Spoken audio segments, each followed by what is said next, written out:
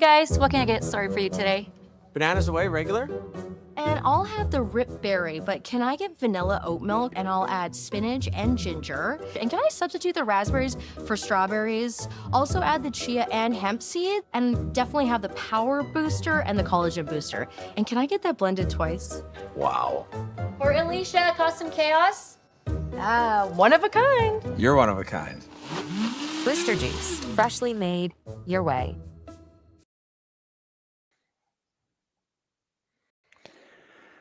Hello and welcome to the Saville Shootout here at the Saville Center in Edmonton, Alberta. The playoffs are here, and we're thrilled to bring you this quarterfinal matchup here between Team Serena Gray Withers and Team Kaitlyn Laws. Marty Thompson and Sean Joyce with you on the broadcast. Sean, I know you caught the game last night with Kaitlyn Laws. This will certainly be a favorite in this event. Now, Serena Gray Withers will get to her and her team's ability, but obviously a lot of focus on Team Laws coming into this event as they look to have a good season and ramp up towards the Scotties and the trials.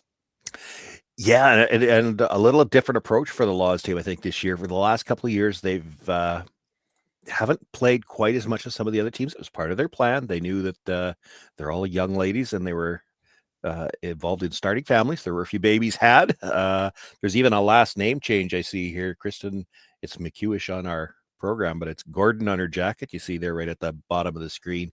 So this was the year that, this is the year that everything matters. So this was their big focus. They're going to be going a little harder this year in hopes for grabbing that trial spot. And they're off to a good start, 4-0 here in this event. They certainly are. They're 4-0. That means they get the hammer in this quarterfinal. No draw to the button as the team with the best record attains that advantage. As we have Lee Stones coming here. Zoe Cinnamon throwing those for Team Serena Gray Withers. They're 3-2. They went into the games yesterday needing to win both. Or sorry, my apologies. They're 3-1. They went in 1-1 yesterday. And they took down Team Plett. Really had them on the ropes, played quite well. I was fortunate enough to watch that game yesterday, and then they won their game last night, so enough to earn a playoff spot themselves. And Sean, for those who don't know Team Serena Gray, where there's certainly a name to watch out for and a squad to watch out for, as they have multiple junior championships now. Obviously, the world they did quite well at the World University Games last year, won bronze. Certainly a team on the up and up. Yeah, you would have to think so. You expect them to be at the Alberta Provincials, and now getting to Alberta Provincials is one thing. On the women's side, that's a tough province. So it's one of those things. Historically, it's been that thing. There's always one or two provinces out there where you can be a really good team, and yet nobody in the country ever gets a chance to hear about you because you're in such a deep field. That could be some of what they're going to run into, but this is a good team. I had a chance to see them a couple of times last year. This is my first look at them this year. They're certainly not scared to play any of the shots. Certainly not. That would be my flag from the game yesterday. A very aggressive team. They play out of the Saville Center. They know the ice really well, and they were really leaning into it in the games I've seen. Certainly an aggressive bunch. We have Lindsay Burgess throwing second stones. Yeah, this start really has been indicative of everything. Every game I've seen this weekend, doesn't matter who is playing, everybody's going right from the first end, and you like to see that. Sweeper's calling this hot, but also trying to keep it straight. They'll pick this out, and they will do just that. And a really nice roll from the shooter out there towards the wings. As mentioned, Team Laws with the hammer. Selena Negevin calling the game today. Yeah, there was some discussion of that last night. Again, last night I saw them, and they were playing in this format last night as well. And my understanding of it is, from what I heard through the chat, a few other things, that this was something that they decided to do after going to one of the sweeping summits, perhaps it was, and determined that Kaitlyn Laws is a pretty good sweeper, and they thought this might maximize the lineup. Of course, Kaitlyn Laws is a mixed doubles gold medalist Certainly a versatile player in this sport.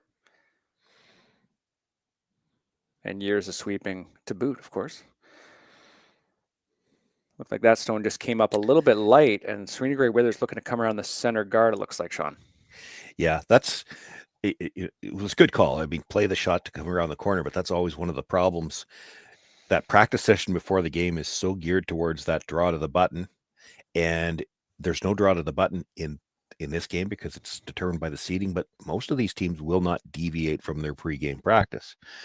So now when you have to throw a draw to the corner in the first end, it's a bit of a guess what that rock's going to do. She comes up short, and it gives the Gray Withers team a chance to use the center guard. Coming around from the wide side too, this is a veteran move. You make sure you come around from the wide side, and the theory being is if it undercurls a little bit, you're not leaving the hit and roll behind the corner. And a nice little finish on that stone. Nice little carve to bring that to the top four. What do you see as their options? I guess ripping both the reds is the call with a bit of weight. Yeah, the center guard is a problem anyway. So you could play the freeze. I mean, she talked about it, but you get both of these off the center line, and really the two rocks at the back could be used to help you in that staggered corner guard. If you get a chance to use it, is still good. It's just you need to deal with the middle first. Jocelyn Peterman, Red Deer native, throwing some big weight down the middle, and they will get the problem rock.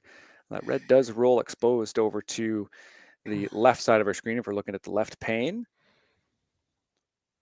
Yeah, still better. I mean, it's open, and it's open on the side now where she could play the hit and roll to the corner too.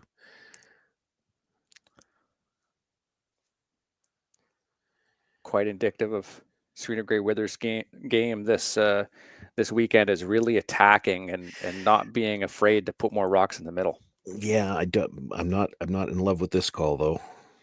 This is one where I'd be tempted to go to the other side. If you could Christmas tree it, then it's a little tougher for her to do anything with that shot stone that's wide open right now. I know they did just play this turn, so she feels like she knows it, but Catherine Clifford throwing third stones for Gray Withers. Calling just a little up weight, as you can see. It does seem like it's certainly running wider, which would be indicative of a stone that has a bit extra weight.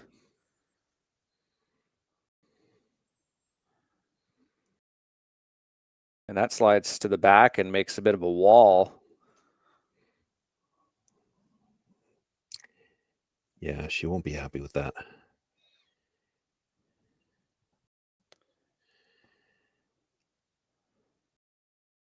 This looks like a hack waiter to push this red stone back in towards that wall, Sean. Yeah, I thought she'd play the roll to the corner here. Try to get the play away from the center line.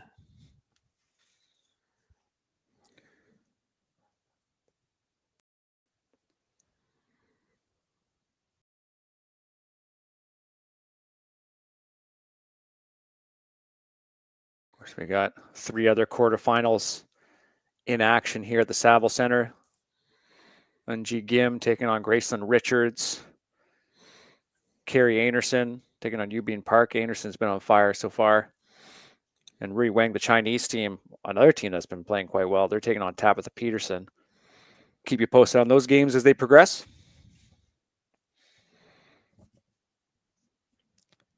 Peterman working hard to keep this rock straight, trying to get a decent chunk of that red stone. Last minute carve, and they will push it towards the bundle, and looks like they will be shot stone.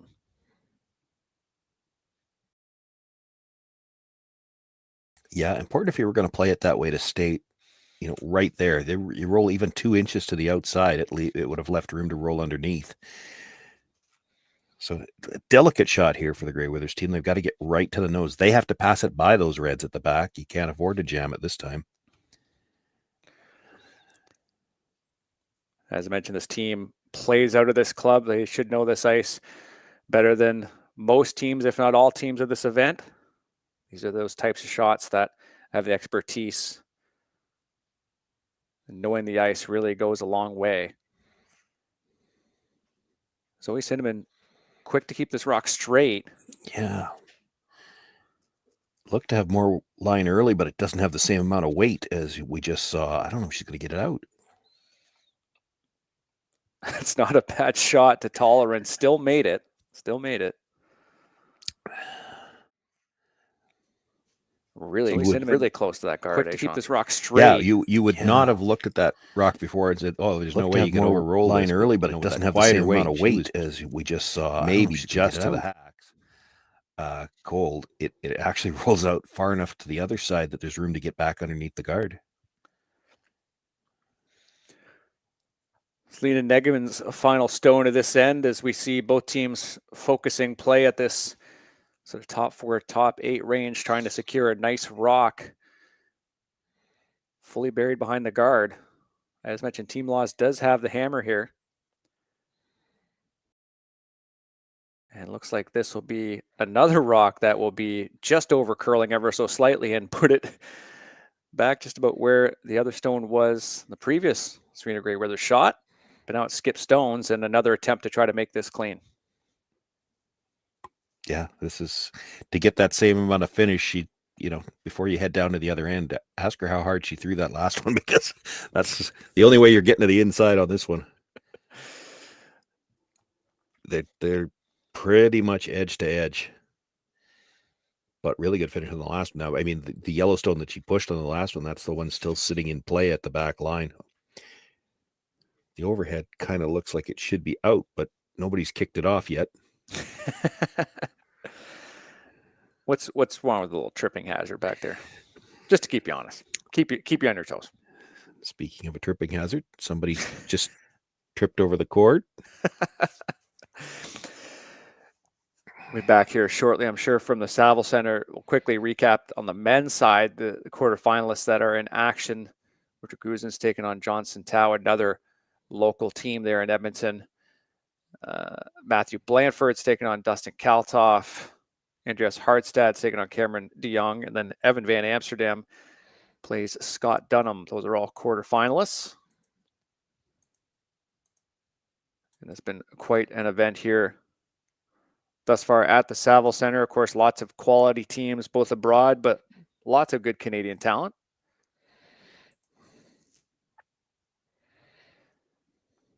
Just a few production issues at our side. I know everybody can still hear us, but we have no picture. The stream's still going live, but it's a few seconds behind what we're talking about. Okay. Fair enough. We maybe we'll just take a quick break and wait for this to resume. Yeah, we'll be right back.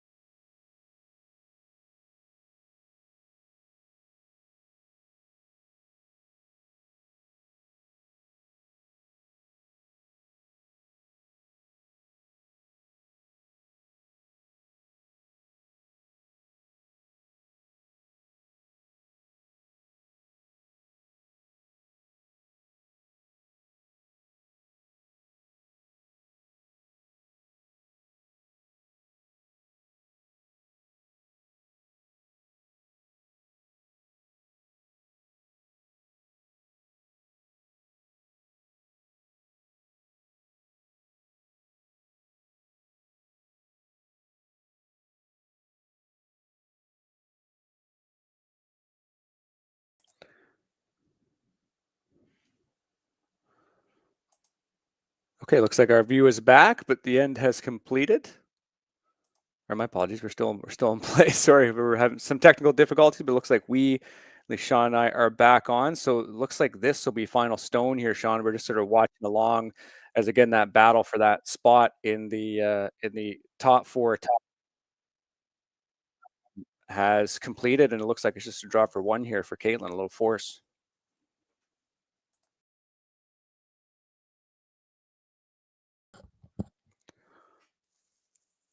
Final stone here, out turn draw for Kaitlyn Laws.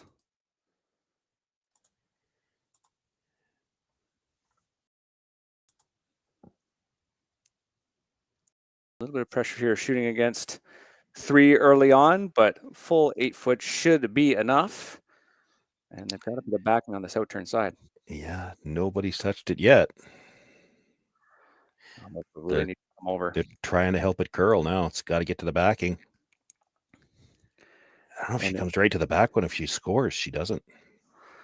So it looks like that is a steal of 1 for Serena Gray Withers. We will be back with the second end as Team Laws retains the hammer after this. Hey Ben, what's the Aztec Safety online e-learning website again? Yeah, that would be aztecsafety.com. Fire extinguisher and firefighting, we'll send that one to Paul. Ah, now here's a course I should probably take. Conflict resolution. Power line safety. Yeah, I thought it might help me with my line calls. Did you know this Aztec website has over 100 safety courses? Jeez. Aztec Safety online course. Ground disturbance. Could have used that a few seconds ago.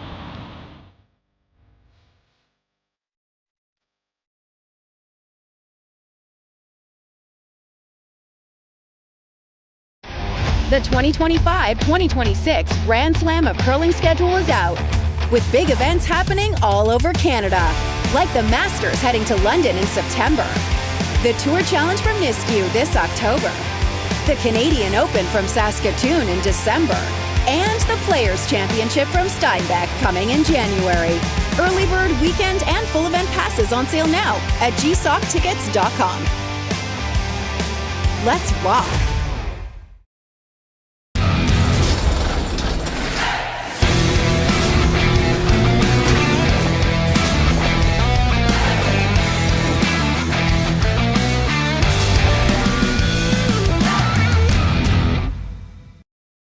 Live curling rocks. And this November, the best in the world are coming to Tahoe. Get your seats now at gsoctickets.com. But hurry, early bird pricing ends soon.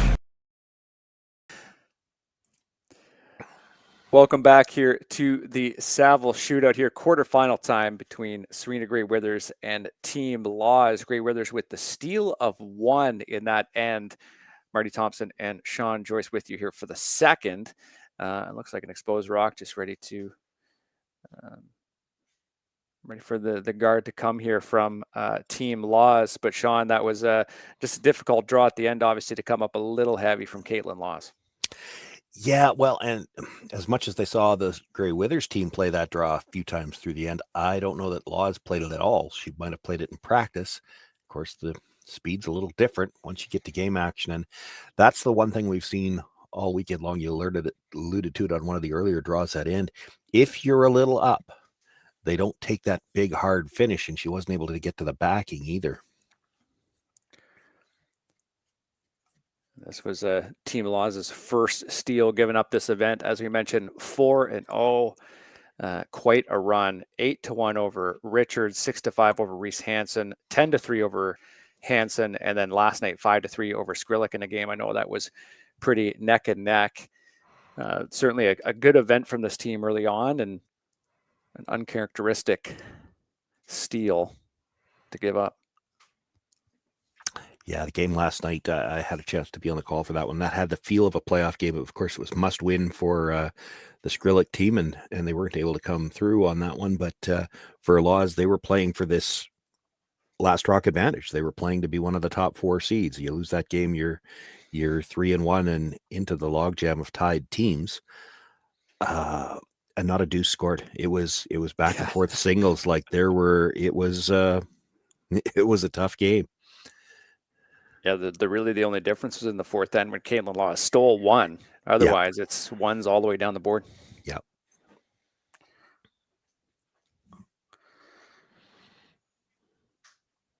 Lead stones here. Kristen Gordon, 9-time Scotty participant. Looks like she's going to be coming down. Looks to go maybe just on top of that red stone that floated just a little too deep for Team Grey Withers.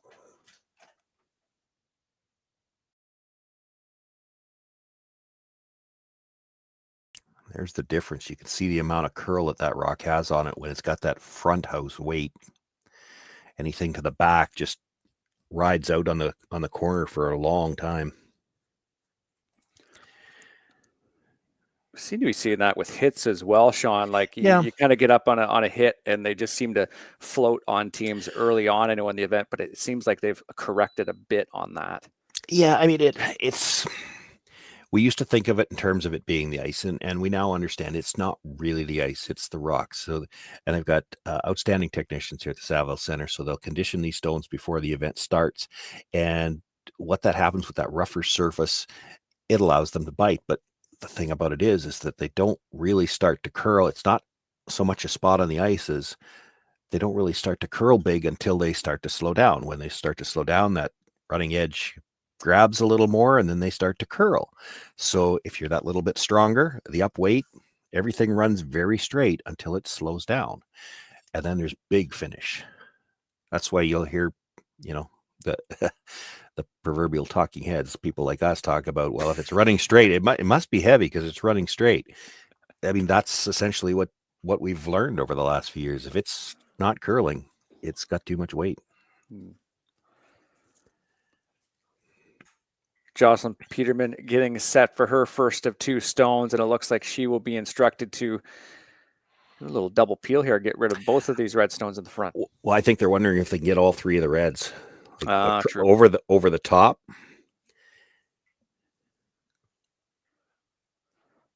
Yeah, that looks like it's certainly possible. I guess they could jam, but I guess that wouldn't be the worst case scenario. Yeah, if you take care of all the red stones that are well in front of the tee line on the center line, that's not a bad situation right now. Big weight required for Canada's mixed doubles Olympian coming up here. Looks awfully close, doesn't it? They do get the jam, but a decent outlook here for this team. That red does stick around to the outside of the 12-foot, it looks like.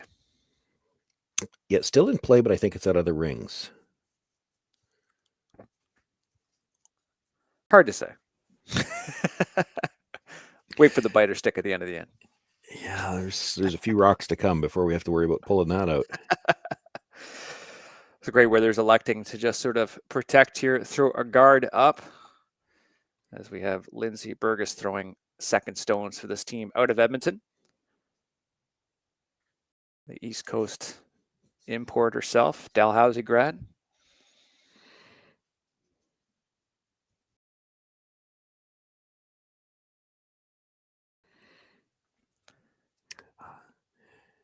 I'm going to have to get better at reading lips so I can tell what they're saying. But the gesture would suggest that they think she's a little deep. And you'd be correct with that. Yeah.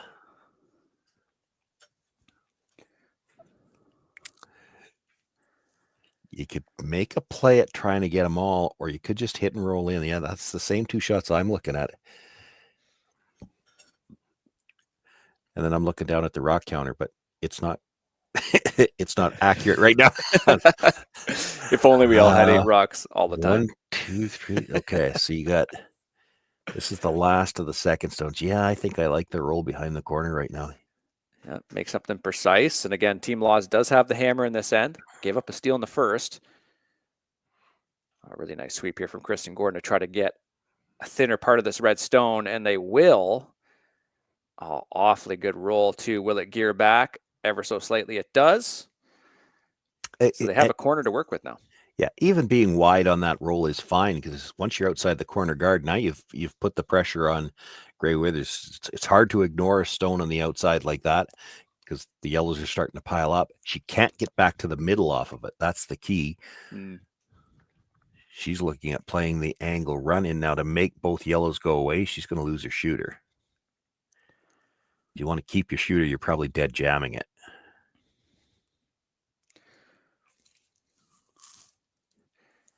Tricky shot to make here for Kaitlyn Clifford.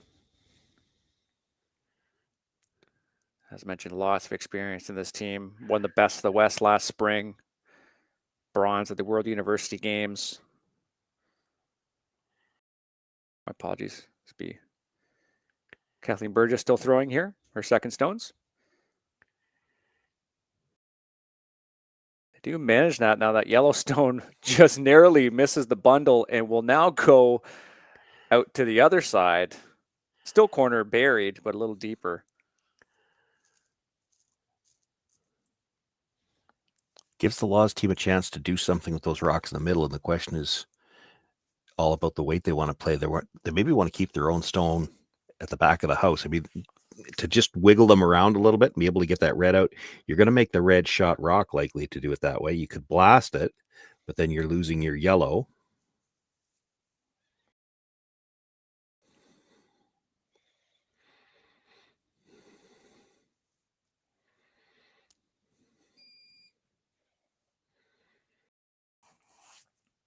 I don't think there was any thought they were taking that wide broom. I think Kaitlyn was just saying, this is draw to the button ice here. What do we need with back line? That red's not going to move very far. But they have to break that freeze so they can get the red out later. Yeah. They don't necessarily need to move it far, right? Just sort of smudge it around. And well, yeah, I mean, I think realistically the red's going to be shot after this one, but that yellow, you have to move it anyway, and they don't want to lose it. You could just blast it. You could blast it, kill both of those stones, and probably still get a roll. You might leave some kind of a chance at a double. They're still thinking in terms of the bigger end here. Selena Negevin with the heavy draw. She wants to stay close to the nose so she can stay in front of the red one. We'll carve over to get closer, and that's a pretty good result. Yellow corner frozen on the red, and that red is awfully exposed.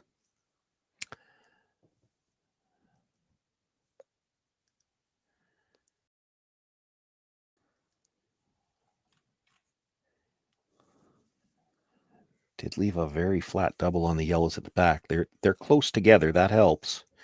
The one she's hitting first is actually the deeper of the two, but she can come into the side of the other one. Doesn't have to move it very far to get it out of the rings. Kaitlyn Clifford throwing third stones for this team.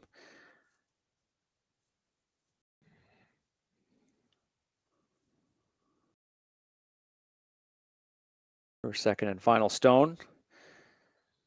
Looks like it's curling towards the nose.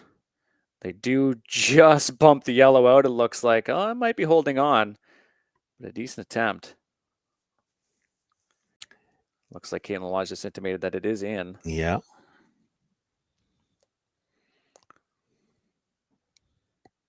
That could be another crucial biter. Yeah, have to think it's in if she's playing this stone right now. You play this one, she knows that situation, the center's always available. You got to roll back towards the center line a little bit here. You don't want to roll under the yellow-red, but you don't want to leave another chance for the double either.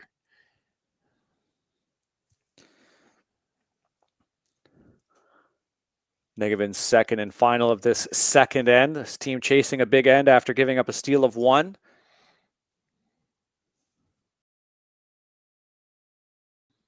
The roll, they got to avoid that jam, but they just put themselves in a bit of trouble with that.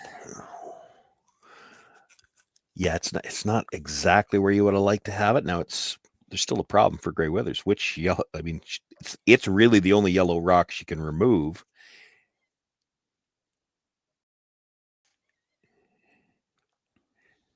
The guard is probably the right call, but it's not going to be a comfortable one when there's three yellows already in the rings. Mm-hmm. Sean, would you ever play just sort of pushing that, hitting the Yellowstone and just sort of pushing your red back, and then most importantly, keeping your shooter just glued to the top of the yellow? I mean, you could. I wouldn't. There's too much risk if you get the lineup wrong. Like if you get to the nose of the yellow, tap it so you stay straight back, red, yellow, and then you leave a little bit of angle on the red. You could leave a possibility where she can squeeze both the reds out. It's just too dangerous right now.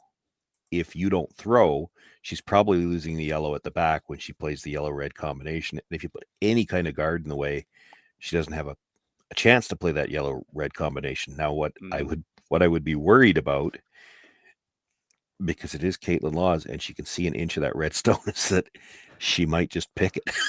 Yeah. So you kind of have to make sure this guard is dead lined up to the red one. I'm not worried about covering the yellow as much. Line is crucial on this stone. That's why Burgess is pretty quick to try to bring this over. They've really got to get tighter to the center line here. Looks like maybe a little bit less weight than they anticipated as well. And they will get some decent coverage, it looks like. Yeah, that's pretty good.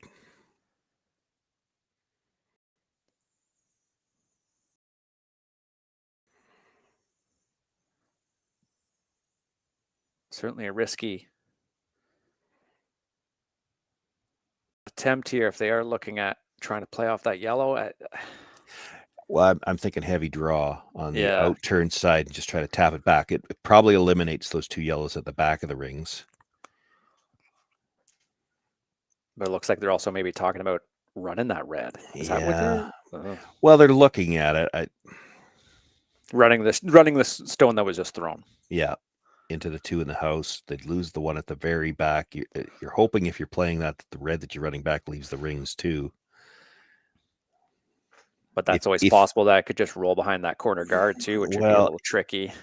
Yeah, and the danger to this, if you play this red, you lose the one at the back and this one rolls behind the guard, you're about to get forced because she's going to just nose hit and sit two.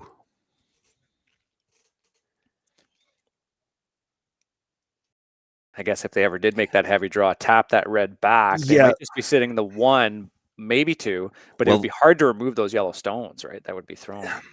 Depending, as long as she got close to the nose, the danger there, neither of these shots is easy. You play that little tap, and if you roll open, you've left a pretty easy double on the yellows, which could leave them buried again. So, at least with this one, we assume she's going to be close on it. You assume that the middle's going to be open. The other option, and we are on Skip's first, she could just rip the guard and say, let's see you make it perfect again. Both teams have certainly been playing well this weekend here in Edmonton, and some of the shot calling and shot making has been indicative of that in this game. Kaitlyn Lawes looking to pull something out of her bag of tricks here. Awfully close. Makes the spill. Now they get the jam on the other side, but they are sitting two in a pretty nice shape here for Kaitlyn Lawes. That's a great shot. Yeah, certainly been the way they were looking well at this hitting weekend it, here in Edmonton. Sitting some of the two shot out calling of it. and shot making has been indicative of that in this Downside, game. I guess, is Kaitlyn Lawes the looking shot to pull stone something stayed out in of the her bag court, of tricks and here. Guard on either Awfully side. close. She could try to roll behind. Makes the They were spill. looking to Now they run get that the to the other jam on side the so that other the Yellowstone side. wouldn't have spilled. It spills into the 8-foot, and it stayed in the port between the two guards. But it does also give Serena Gray Withers the opportunity to just maybe sort of hit and flop in and make a difficult shot here for Kaitlyn Lawes. And again, a potential another run back if she wants a deuce. Yeah, even if this is half buried behind the yellow, because of the second shot stone being at the back, she might not be able to go at it direct. If she wants to score two, she would have to play the run back. I think she might just draw.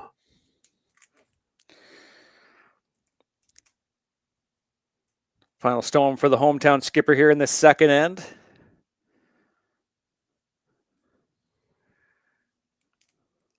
Okay, well, I read those lips. She said, whoa, right out of her hand. A little up. Or a little out. Any finish on this redstone, there will be none. So yeah, maybe a little out, maybe a little up, but regardless, not the line they were looking for. And Kaitlyn Lawes has a chance to attack here and get a deuce in the second end.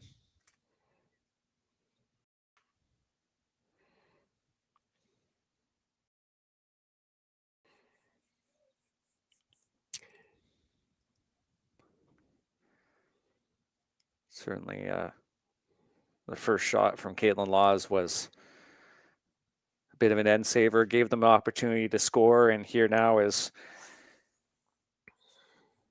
another great opportunity. Execute and get 2 points back after that steal in the first. As mentioned, this team is 4-0 in this event so far. Yeah, the guards just kind of frame this shot up for you. I think if you make the port, you're getting your deuce. I don't think there's any chance you stay straight enough, get by the red guard, and still hit that thin enough to jam. So the guard's not really in play at all. They just more or less frame up the shot for her. Final stone here in the second end. An out turn from Kaitlyn Laws. A really positive release, but she is quieter on the weight. She's going to need some finish. Big carve needed here from Peterman to get this over, and they will just do that with lots of room to roll. Ooh, bit of a lifeline there. No, it's only one. It really is. Oh, yeah, I see that now. Oh, shoot. So it will be one for yellow. Difficult result there for Kaitlyn Laws. We'll be back at the third end after this.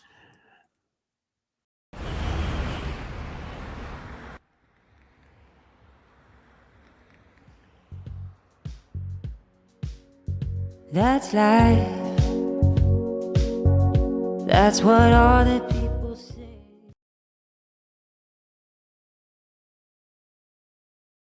Hey guys, what can I get started for you today? Bananas away, regular? And I'll have the rip berry, but can I get vanilla oat milk and I'll add spinach and ginger? And can I substitute the raspberries for strawberries? Also add the chia and hemp seed, and definitely have the power booster and the collagen booster. And can I get that blended twice? Wow. For Alicia, custom chaos? One of a kind. You're one of a kind. Booster juice, freshly made your way.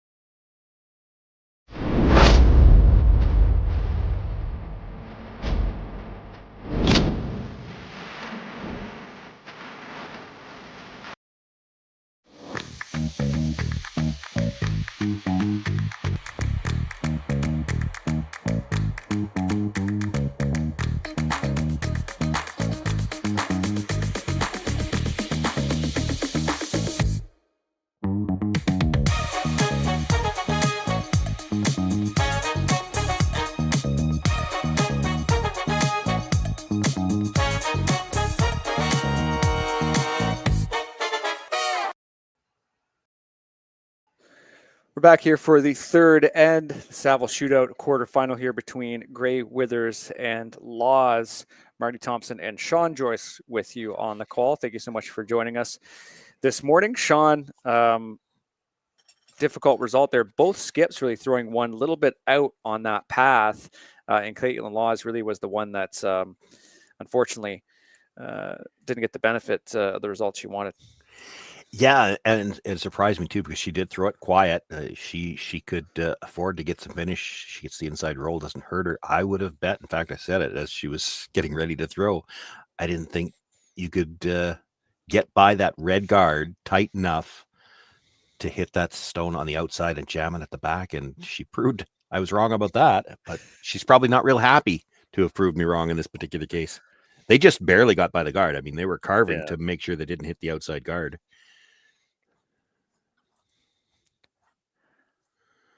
This is a team that Laws, anyways, that has had several big ends this event so far. A couple 3 spots in their game against Richards and a 2. Big 3 spot against Reese Hansen as well. A 5 spot against Nancy Hansen. So lots of scoring ability in this team, and you see the ends shaping up for that, but just a few shots short or half shots short. Taking a quick look at some of the other quarterfinals in action here on the women's side. Jun Gim up 1-0 over Graceland Richards. 1-0. Eubin Park is up over Carrie Anderson. And the Chinese team in Rui Wang is up 2-1 over Tabitha Peterson, the side from the States. We see lots of action here at the Saville Center, one of this country's best, if not the best, curling facilities. Open year round, of course, a 10-sheeter. And of course, you can watch all of these games on this YouTube channel. We bring it back here to sheet 2.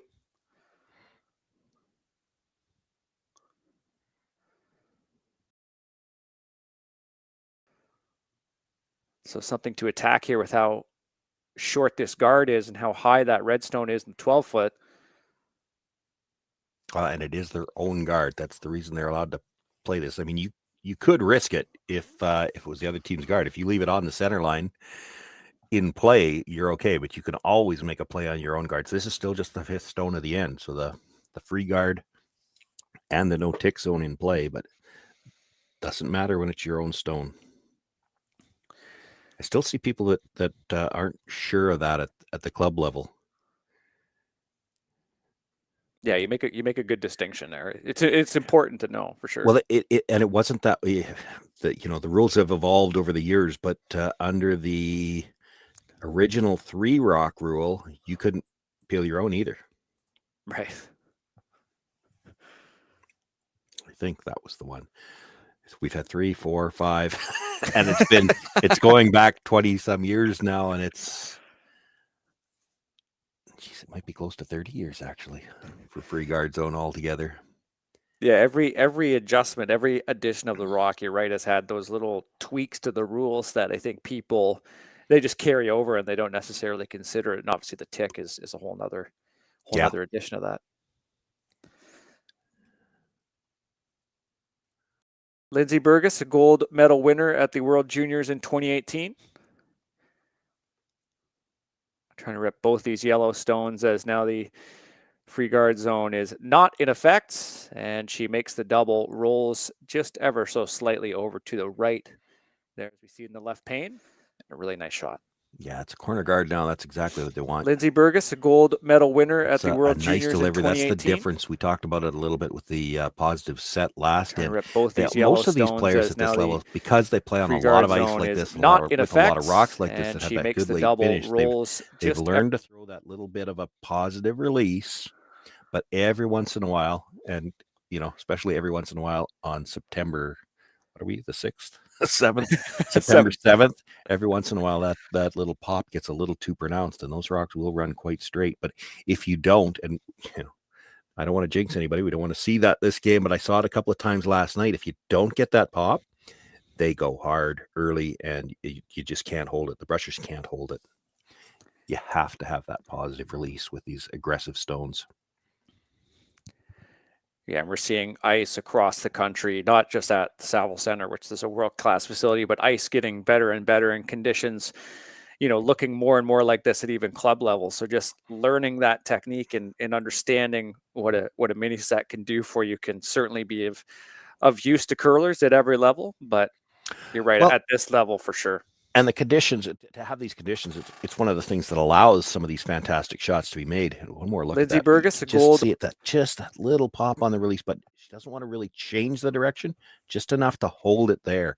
And these players are practicing it that way, because when they play with these aggressive rocks, which they do at most of the events now, I was very involved with the Players Association, provincially helped set it up, and a little bit at the world level when all these things were starting in the early 2000s. And when we did our survey with the players here in Saskatchewan at the time, everybody was still talking about ice. The ice is too straight. The ice is too straight. So it's in that time since then that we've learned it's got more to do with the rocks. There were ice makers at that time, as my understanding, that would condition the rocks. But at that time, it was a closely guarded secret. Nobody, the ice making trade, so to speak, was still very competitive, so nobody shared information. Now it's at the point where everybody talks about it.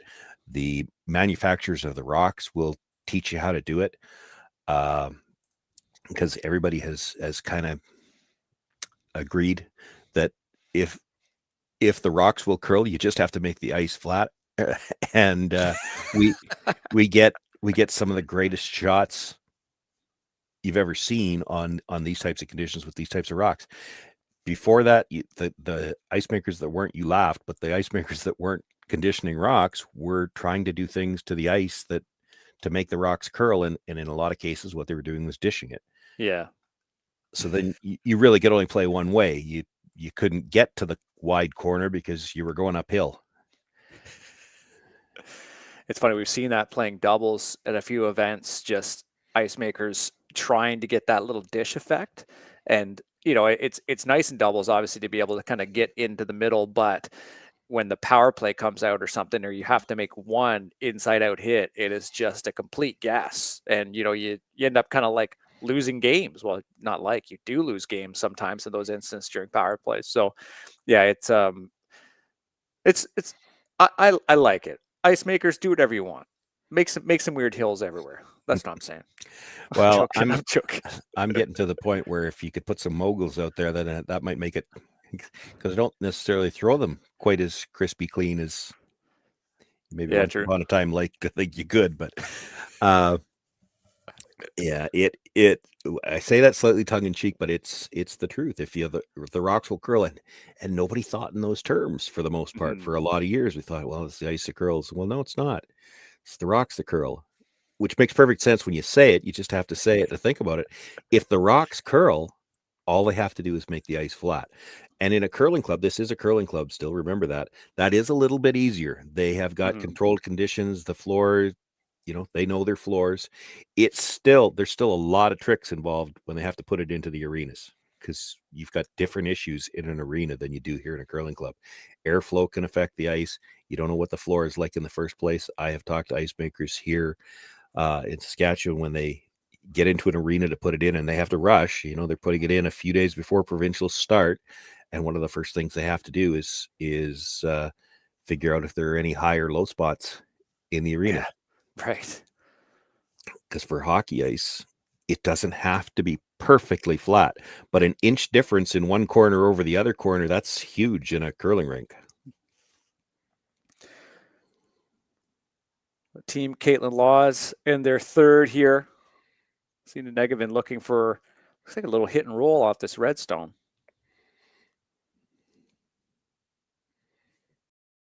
And we'll maybe roll just a little bit too far than they wanted, because I think Grey Withers could just do the same back.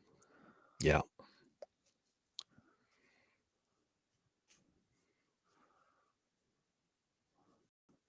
Perhaps some difficult shots here shaping up for Kaitlyn Laws on her last as Grey Withers seeks the deuce.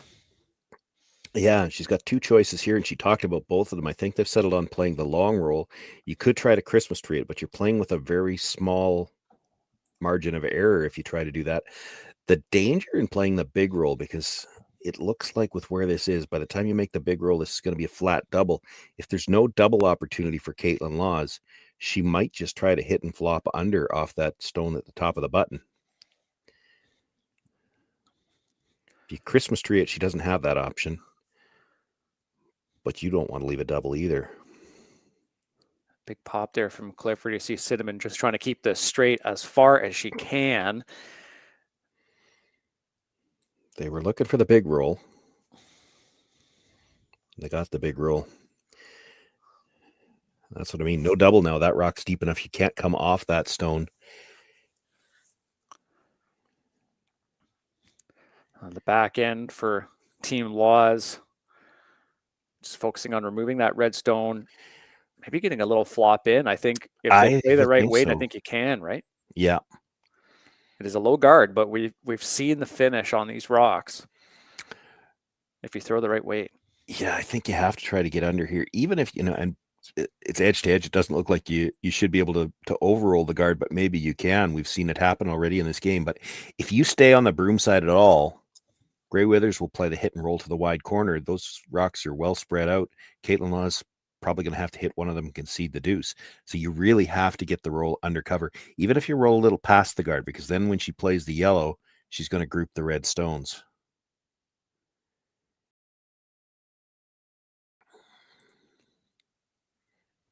First of two from this fourth rock thrower here, Kaitlyn Laws.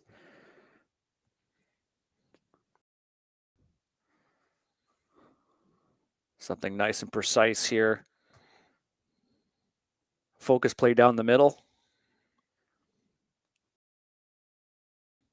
This needs to curl. And this one will get just the outside half of that rock. And Sean, that's another example of, I mean, Kaitlyn, but also both teams just being a little bit outside on some of those hits. Yeah. Well, and you know, she had the nice soft weight, but just didn't get quite enough finish. And that leaves exactly what I was just talking about. Gray Withers could hit. She's not worried about rolling behind the guard here. Rolling behind the guard doesn't do her any good at all.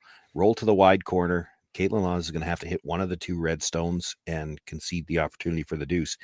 You know, I guess the alternative, she's never doing it in a 1-1 game. You could try to loop one around and try to steal, but yeah, that's not happening in a 1-1 game.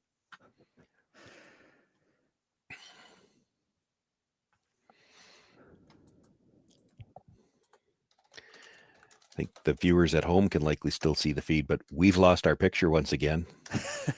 So, you know, if somebody in the chat wants to tell us what happened, that'd be great. Yeah, please let us know. Serena Gray Withers digs in here for this shot. Again, really putting the pressure on here to get this deuce back and take a lead against Kaitlyn Laws. Again, 3-1 in this event. They've been playing quite well. I'm going to give away some secrets here because I can watch the YouTube feed too, but we have the little advantage when we've got the production feed and that we're usually about 20 seconds ahead. So when I'm watching the YouTube feed, essentially that's already happened 20 seconds ago. So you just saw, okay. Yeah. So if we talk about it like it's live, yeah, it happened 20 seconds ago. So certainly a missed opportunity in this end here from Gray Withers, Sean. We can talk about that just a little bit, just quickly here. Yeah, missed opportunity for the deuce here, missed opportunity to put some pressure on. But you know, they've been playing quite aggressive. You know, their shot making has been pretty good. It's just been, yeah, just a few shots short. That can be all it takes, really. It's one shot here, one shot there. We saw it last end with Kaitlyn Laws when she had the chance for the deuce and didn't quite curl up enough on her last one. It's only a single point. That's the downside, I guess, of throwing last is you make a little bit of a miscue. A lot of times that ends up on the scoreboard. You throw in lead second or even third, there's somebody to throw after you.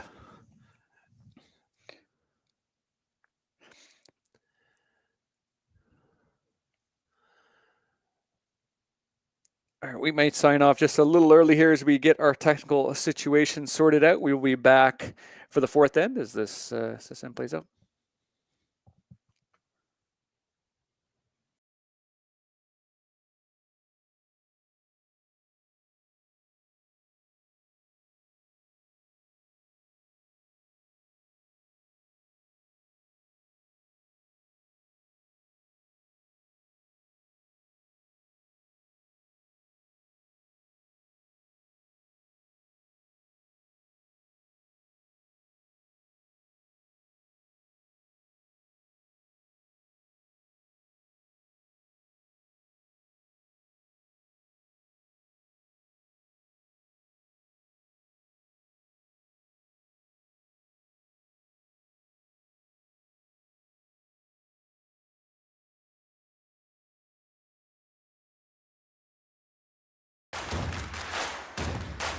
Imagine being able to stream every curling game from every sheet from any event, be it your Wednesday league game, bonspiel, or corporate event. Curling Stadium offers an all-inclusive streaming solution featuring high-quality cameras, ease of use, great reliability, and minimal installation. Offering your sponsors customizable ad space on your streamed curling games and being able to sell video packages to your corporate events for increased revenue. With Curling Stadium, you can stream to any device, be it your mobile phone, tablet, or computer. Push the feed to your desired platform, be it Facebook, YouTube, or any other social media. Curling Stadium is simply the way forward. Where it's commonplace in other sports to televise every game, we want to do the same. Curling is a global sport, and it's time it gets the coverage it needs. Make your curling club the next Curling Stadium. The rock faces around Lake Tahoe are legendary. But this fall, new ones will emerge in the Tahoe Basin. Pullman, Mowat, Gushue, and more. November 4th through 9th, the Grand Slam of Curling's first ever event in the U.S. is coming to Lake Tahoe, where the greatest rock stars on earth unite for 6 days of incredible curling, celebrity appearances, and après curl parties you won't want to miss. Get your tickets at theGrandSlamOfCurling.com. Let's rock! About the shot that just finished, and the other player's already throwing. Welcome back here for the fourth end of play, this quarterfinal between Team Grey Withers and Team Laws at the Saville Shootout. As mentioned, lots of other quarterfinals on the go here. Sorry, Sean, go ahead. Yeah, well, I think she had something underneath that rock. She gave it a big spin on the release. Saw that happen once yesterday. I'm trying to think of who it was, but might have been... Can't think of it, but I saw this once yesterday as well. Big spin on the release, and that usually means she felt like it had something underneath it. And if that's the case, that was a great adjustment because she still makes her corner guard. Really good recovery. There's something to sliding and recognizing that feeling under the rock and having that sense and making that adjustment, because that can really, especially on lead stones this early on, can really change the complexion of an end. Yeah. Doesn't change how Team Laws will approach this one, going underneath the low center guard that's in play as Kristen Gordon delivers her second stone. These ladies are all good players, and they're polite and they like each other, so they probably just say nice adjustment. I play senior men's, and we get a little bit more sarcastic. So after a rock comes down with 15 revolutions like that, after they saved it, we might just yell down, "Best one you've thrown all day." If you need more pieces of dirt, let me know. I can gladly throw them under your rock. That's not a problem. So this one ran a little deep, Sean, and I guess there's an opportunity here for Zoe Cinnamon to just try to come in and sort of sandwich a little bit with this red stone. Yeah, and you're never really trying to score a deuce around the center guard with last rock, but you get that rock to the front of the house around the center guard, and you take away the opportunity for the Laws team to use it. You'll try to deal with the center later, but this is your chance to keep them from being able to bury one top of the house. You get one in a good spot first. Probably she has to come down, sit in front of it, and then they can get rid of the guard. It looks like this red stone will just be poking out a little bit on our screen here. Off here as we switch to Lindsay Burgess throwing. Or sorry, my apologies. That's my apologies. It'd be Jocelyn Peterman throwing second. Can't. It is poking out. You're right. She could make a play on it, but without last rock, you make the play on that, the center guard goes away. So she's just going to try to sit on top of it. This is what I was just talking about. You sit on top of it, and then Grey Withers still shot rock will be able to do something with that center guard. You saw Kaitlyn Laws there with the heavy clean right away, getting behind the rock, making sure to add a couple feet to it. Certainly does look light. But a really nice scrub to get that just underneath. Yeah, that's a really good spot.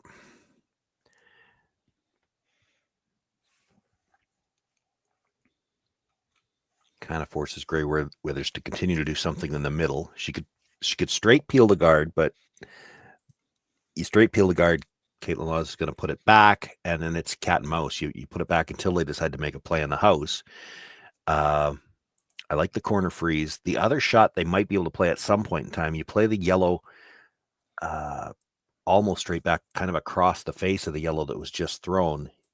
And because of the drag, that red might go back to the stone at the back of the house. Now, you're not going to play that this early. You'd like to set up a better angle in the house. And that's what the goal is here. And this is a long ways out. Big carve here coming from Catherine Clifford, who switches to that weight sort of style of outward sweeping. And they do bring that in. Yeah, that's a pretty good spot. You didn't want to be dead in line that one because it would have left a sandwich on that yellow where it just wasn't going anywhere. They needed some angle. Would have liked to get right down to the corner, but they had to wait for it to start curling.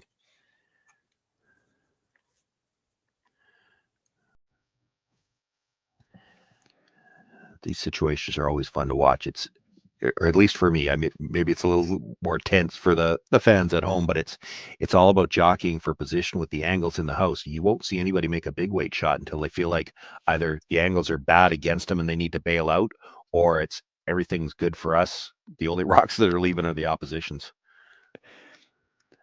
And both teams, I mean, playing with a bit of fire, but yeah, forced to a certain extent, just with the pile that they're seeing. Well, it's, get a good angle, and both teams are thinking aggressively at this point in time. If we can get the angles in our favor, even that's pretty good. I mean, their shooter's not in quite as good a position as they would like, but now that red, yellow, red combination in the middle, I don't think you can hit that yellow hard enough to make it go away.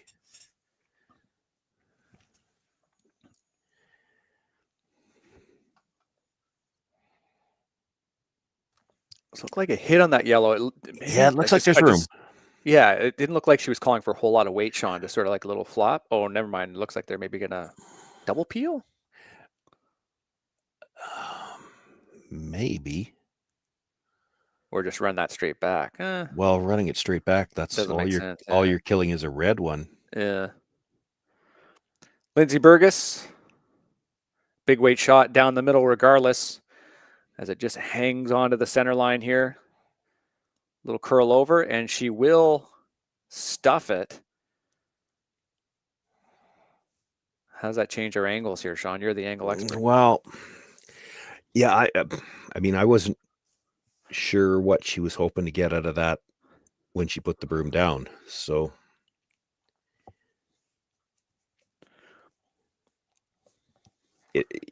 Grey Weather's a shot rock, but the danger rock right now for her really is that yellow that's sandwiched in between the two reds, because no matter how hard you hit that, whenever you hit it, I'm pretty sure the only rock that's leaving the forefoot is the yellow one. I mean, they're not dead lined up, but it's going to drag back a little bit. I would have been tempted to try to throw something to break that up. Even if she had hit the open yellow stone and just tried to wick the red on the way by just to break up that freeze. I'm not sure what she was hoping to get out of running that.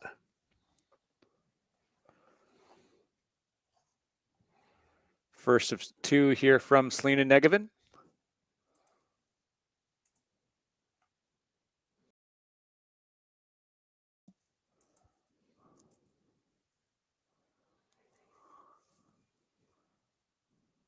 And that will curl up to be almost in line with that yellow in the top 12. And Grey Withers goes instantly up to those stones to get rid of them. Yeah, now this is bailout. And you're going to lose the back red one, but it's the other side of the sheet. The outturn side is, because of where the red guard is, there's not really weight of the button on that side. You got no way in on the intern either. She's got to clean some things up here. You double the top two yellows. You want it to catch the red on the way by and at least alter those angles. Now, it's quite possible a yellow's going to be shot rock after this, but you need a way in. Clifford with some big weight, and will just nudge that second stone as that yellow goes into the other sheet. So now there's... Yeah, I'm still not sure that's good. Yeah, right. She needs to break that freeze at some point in the time, even if it means losing her own stone.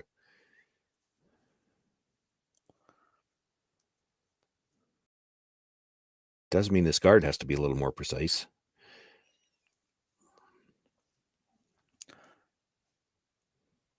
Quick shout out to everybody watching this morning. Thanks so much for tuning in. We have a couple YouTube comments here, a couple Laws fans, looks like. Lots of games in action, but you've certainly picked a good one. Two really exciting women's teams in this country. It's going to have to curl if she's going to cover it. I don't know if it's got enough steam left. No, it doesn't quite.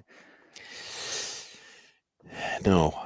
Now the tricky thing is it's hard to, again, you have to break that freeze. You'd love to do it with quiet weight and keep your red in the back, but tough to do that with a port that narrow. So it looked like the initial call there from Serena was just a bumper weight, board Yeah. weight, and just sort of push that red to the back. Yeah, depending how thick you hit the first one, you could still lose the red at the back.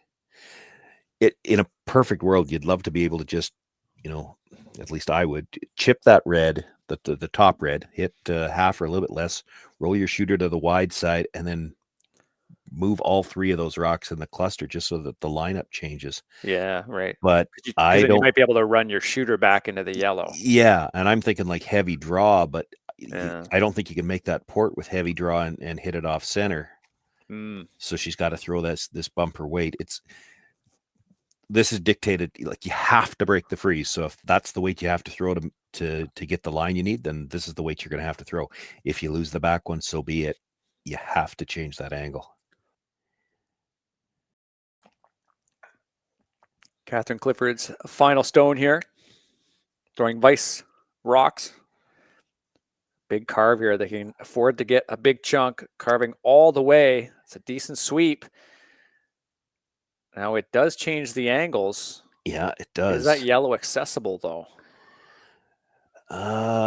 In an easy way, I guess. Red onto yellow, the one that was just thrown. Now you probably have to throw the other turn, or you could run the red guard into it, red into yellow. But of course, Kaitlyn Law is still to throw. It is, but that's the uneasy thing for her too. Like you could guard the run back, or the short run back, the one on the 8-foot.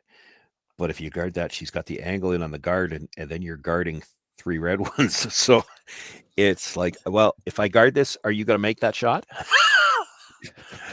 And if you're going to, then you have to look at something else. You're looking at coming around on the in turn side. I was wondering if you could make it on the out turn.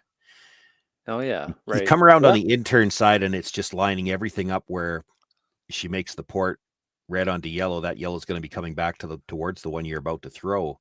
If you could get around on the other side and just be like into the 4-foot on the outturn side, basically. Yeah, right? you need to be, biting the button. Even back 4 would be okay, because you don't want to leave it where it's going to leave a double. If you're side by side with the yellow dead behind the red guard, a nose hit on the red then kills both yellows. Regardless of what she decides here, rock placement is going to be critical.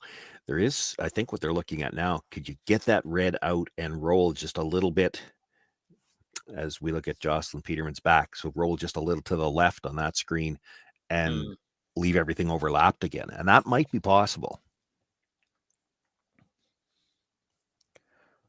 Regardless, tough shot.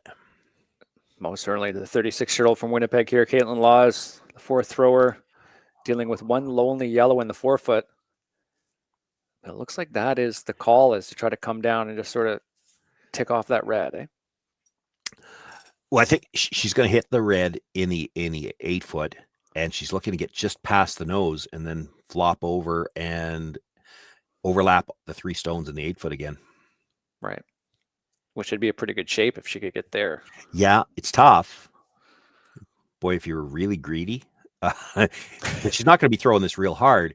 If you could ever just also rub that yellow on the way by and put it all the way in behind the guard. Hey, look, if you have a greedy idea, Sean, just share it. Don't need to qualify. We want to hear it. We want to hear it. I mean, that's tough, but they throw these with such quiet weight. They know they can control the line pretty well with the brush. It'll be in the back of the mind, at least, that, boy, if we could ever rub that on the way by, it'd be great.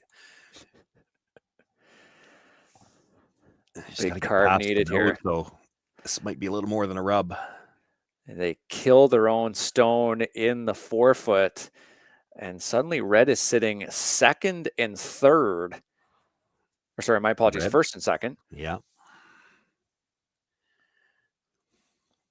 Wow, what a change in fortunes in this end. Yeah, she had to get by the nose on that one.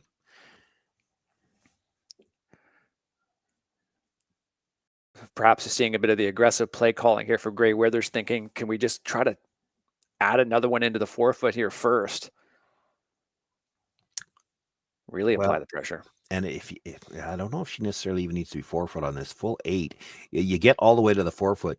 Kaitlyn Laws follows it down, sits on top of it, and those other 2 reds are eliminated. I think part of the reason you almost have to play this draw, because if you don't, Kaitlyn Laws is forced to. Yeah.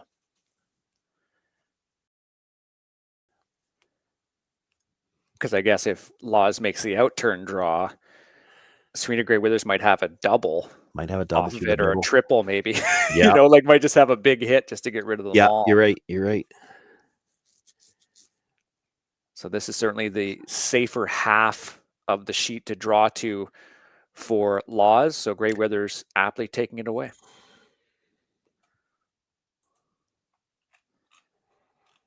Really exciting near 4 ends here so far in this quarterfinal. Lots of rocks in play, lots of action, a few misses and a few great shots. That's September curling for you. Gray Withers with a chance. A little clutch. I didn't like that 8-foot head or shake. 4-foot draw. It might be a little wide, but wide's good. That head shake when she let go just made me think she wasn't happy with the throw. Well, if she wasn't happy with the throw, she's awfully fussy, because that's pretty good. Now that came right biting the 4-foot, and suddenly that in-turn side looks quite ugly. So Kaitlyn Laws with really no other choice but to come in on this out-turn side. Now, Sean, we talked about the draw, but well, I think she's getting that redstone. Yeah, this is about reducing the damage. I think hit the redstone, roll to the back of the 8-foot, and leave her the draw for 2. Yeah. I guess, I mean, it might be possible to roll flat enough to get a piece of the 4-foot, but not with quiet weight, I wouldn't think.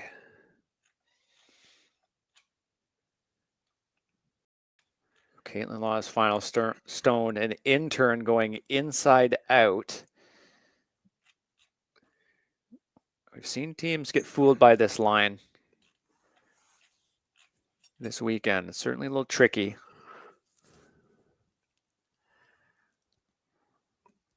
We've seen it run straight. We've seen it over curl. But the skipper has her line.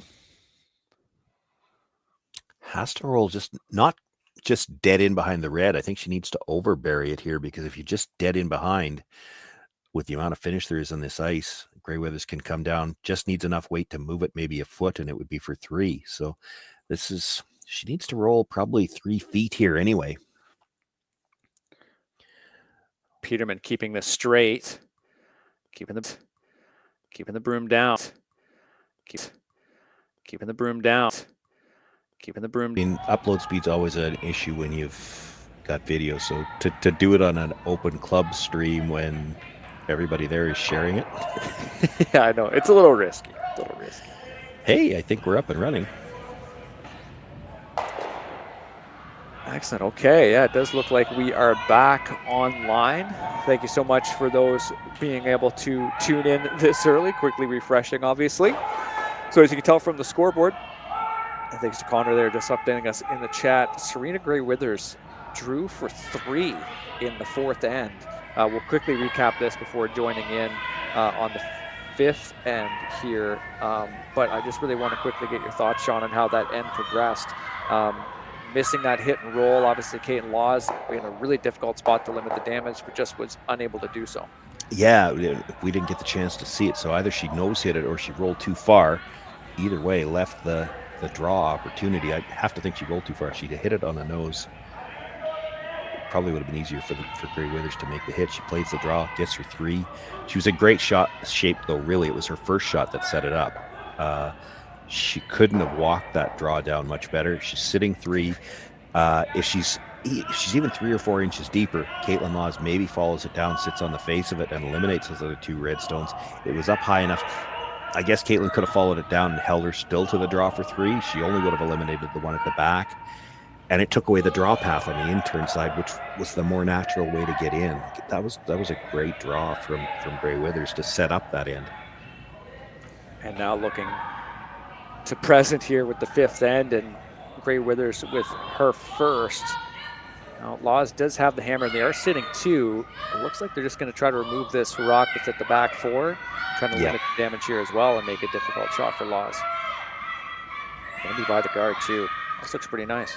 He's going to get by the back one. Oh, excellent shot. Really well executed.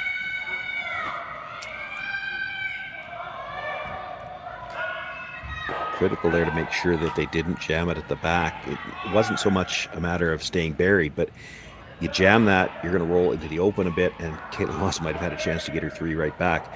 Now for Kaitlyn Laws, she doesn't want to stay behind the guard this time. She's got to roll into the open. She wants to make sure she's got an open shot for her last one. Roll into the open. Gray Withers is going to have to hit it. You'll hit it back and get your deuce. And it looks like everyone's sort of trickling back into the stream. Welcome back.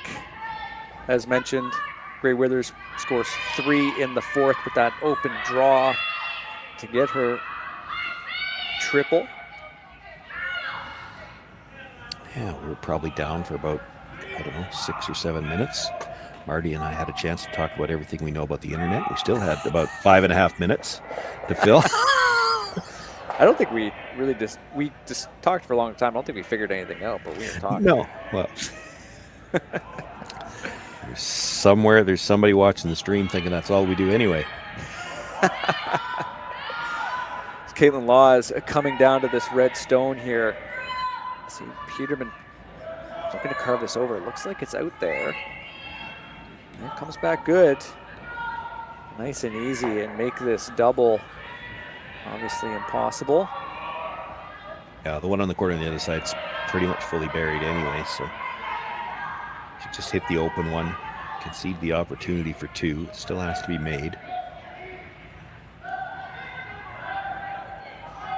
Appreciate everyone's patience coming back to this game.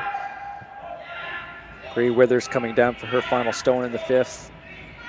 Really good start to their quarterfinal here.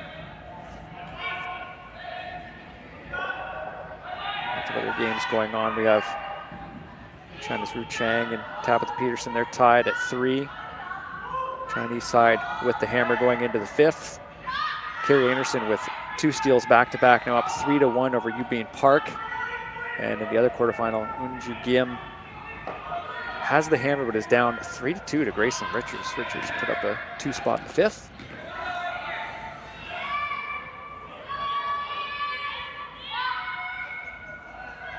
Winner of this will move on to the semifinal later this afternoon. And that is a nice, easy hit there for Serena Gray Withers. Looks poised to give up the deuce, but Sean, they've certainly played well enough to have a 4-1 lead at this point in the game. Yeah, they have. Big end for them last end, getting the 3. And, you hate to give up the bounce back, but the other side of it is this is the 5th end. It's the odd end. They'll be happy to have the hammer and a 1-point lead playing the 6th. They just weren't going to take any chances of giving up anything more than 2 this end.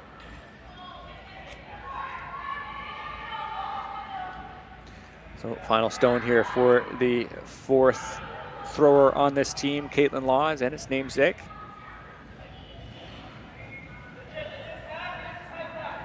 Outturn hit and stick to get 2 points back.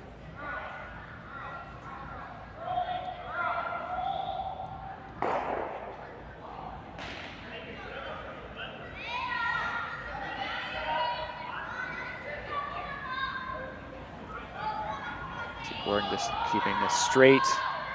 Moving this a little inside. Oh no, they will need to carve it again at the end. Has to hold the shooter here. And they do just that. So Kaitlyn Laws puts 2 up on the board in the 5th. We will be right back with the 6th end here at the Saville Center.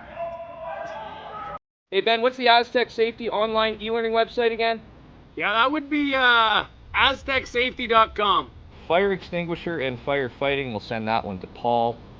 Ah, now here's a course I should probably take. Conflict resolution. Power line safety. Yeah, I thought it might help me with my line calls. Did you know this Aztec website has over 100 safety courses? Jeez. Aztec Safety online course. Ground disturbance. Could have used that a few seconds ago.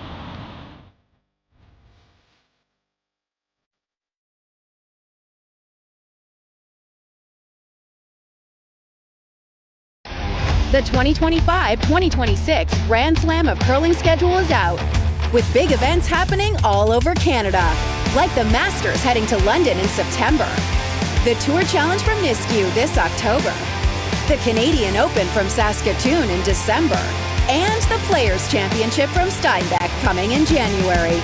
Early bird weekend and full event passes on sale now at gsoctickets.com. Let's rock!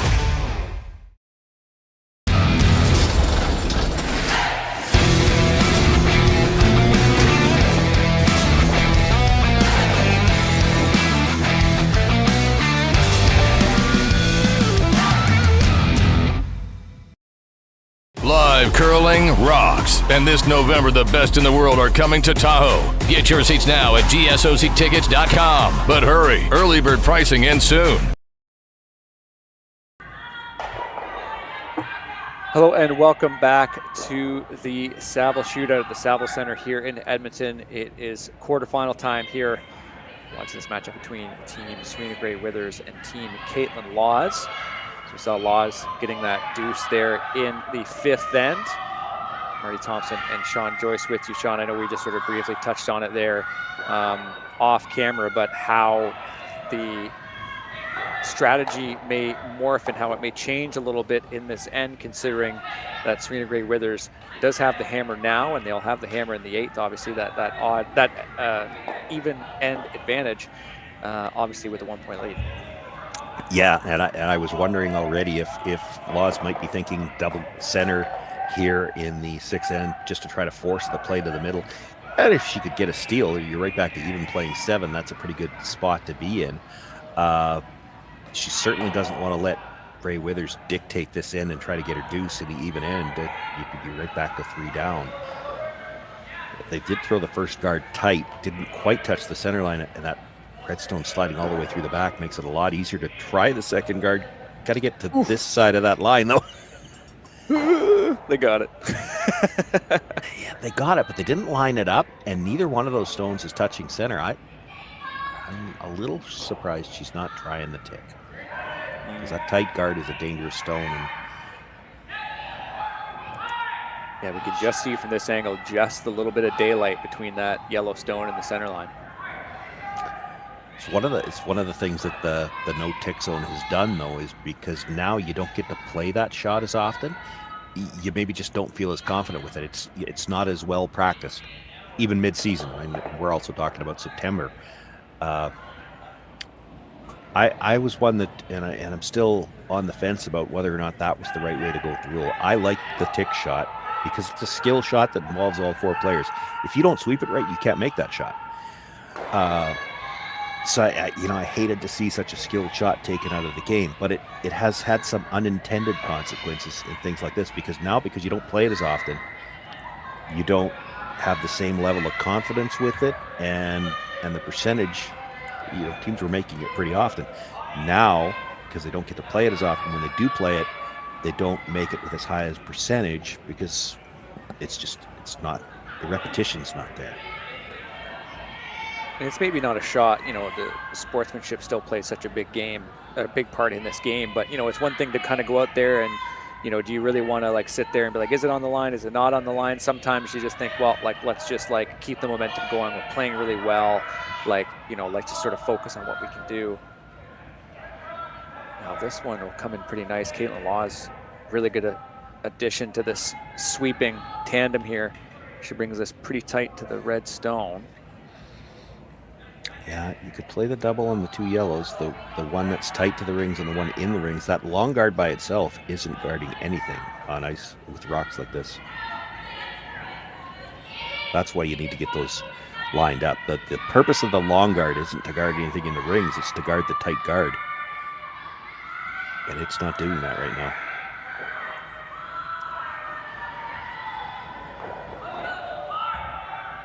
So quick meeting here as Zoe Cinnamon comes down, and I apologize, that is Clifford that's coming down and having a quick chat.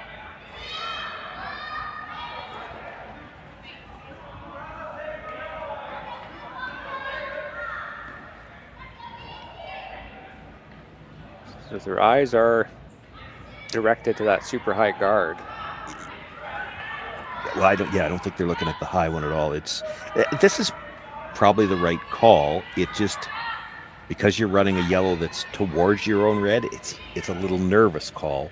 But it's, if that red wasn't there, you'd expect to make this double all day. It's just because the red is there, you're probably a little nervous about running it that direction.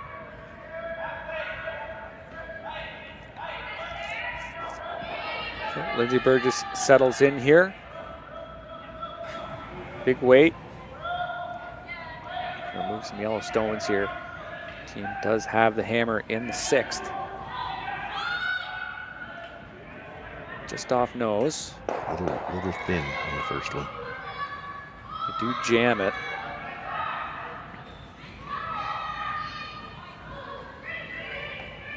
So Negevin electing to come right down to that red stone.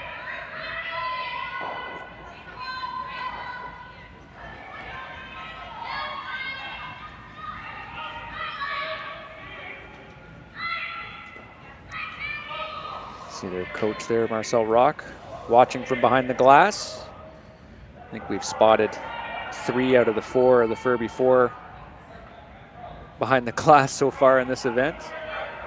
Piper was there yesterday, Nedawin as well. There's Nedawin's daughter Alyssa, plays for Team Plett, took on Team Grey Withers yesterday. Probably should point out that Marcel's got the headset on there. No, he's not listening to us. A lot of these teams at the high level, when they've got the coaches involved, will wear mics. It's not a two-way mic. He can't talk to the players, but he can hear all the conversations that go on.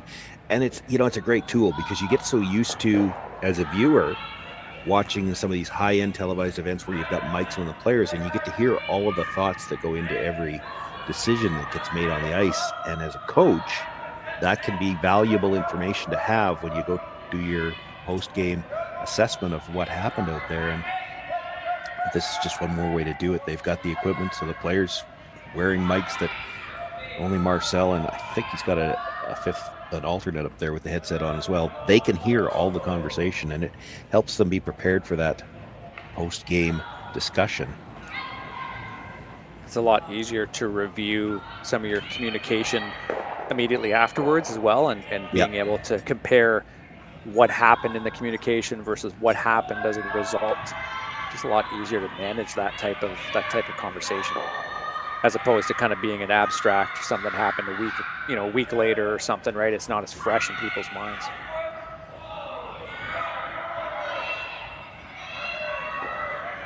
So a little hit and roll here. So Grey Withers are sitting 1st and 3rd. Quick little conversation behind as we see. This team is up 4-3, playing quite well against higher ranked opponent Kaitlyn Laws. Now for this side here, out of Winnipeg. A bit of a dilemma. Yeah, you can't really afford to give up the big end here. If you ignore that 3rd stone and something goes wrong, 3's in play, 2's already in play. They are looking at playing their own yellow onto the red, then roll across and get the other red. That's great result if you make it, but that's the conversation. Is it's risky. Yeah, what happens if you kind of just stuff it and your shooter rolls just like a little bit closer to that red that's in the 12-foot? That's not a bad scenario either, right? It might even be out counting it, maybe. Yeah, if you're sitting 2, it's great. If you're still only sitting 1 and Grey Withers has second shot, that guard is so long. I mean, it's in the picture. Well, it's in the one picture. It's not in the overhead, but it's you could easily get to a nose hit on that red stone right now. If actually, you could probably do it from the out turn for that matter with half weight. The guard's not in play. The only thing the guard stops you from doing, I guess, is throwing big weight at the red stone.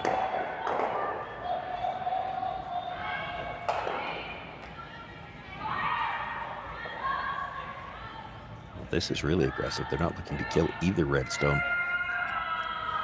Oh, wow. But it might be the best way to get a rock into a good position. I think with that ice, it's the tap on the yellow. Folks at home should be reminded that this is not yet Skip Stones, despite the discussion, as we have Selena Negevin going down to throw. This is certainly a big end for this team. Down a point and down in that hammer advantage, as we mentioned. Well, kind of, sort of, it is Skip Stones. Because Selena Negevin is skipping. Yeah, sorry, my bad. I keep getting that mixed up. Sorry. Well, I'm trying. I'm getting really technical with that, but she is no, throwing. I appreciate that. She is throwing the third pair, and Kaitlyn Laws throws the fourth pair. No, I appreciate that distinction, Sean. You're correct.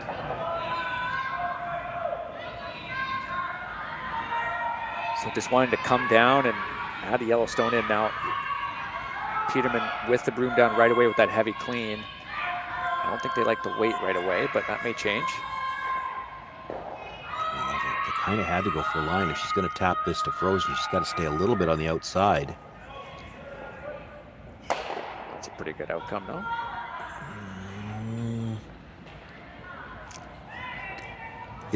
I almost have to wait until we see what happens with the next one. Yeah, Did she leave her enough room to make the double on the yellows without killing the red? And she might have. Maybe that's why she wanted to be just a little bit more on the outside. You wanted to tap that yellow directly onto the red. It was the reason why she couldn't play the come around from the other side too. The yellow was in a spot where you play the out turn freeze. You could have left a double on the yellows. She was trying to tap that, leave everything on a line, and there'd be no double. Now it's over the top. She does have to go over the top to make the double here. You might lose the shooter, even if you make it. Clifford has been making so many hits this weekend already. Been really a highlight for this team. This is way inside what she wanted. But they did end up jamming that yellow, which is a good thing too, right? They called the sweep off because it was, once you were going to hit it on that side, you were actually better off not hitting the Yellowstone. You would have lost your shooter.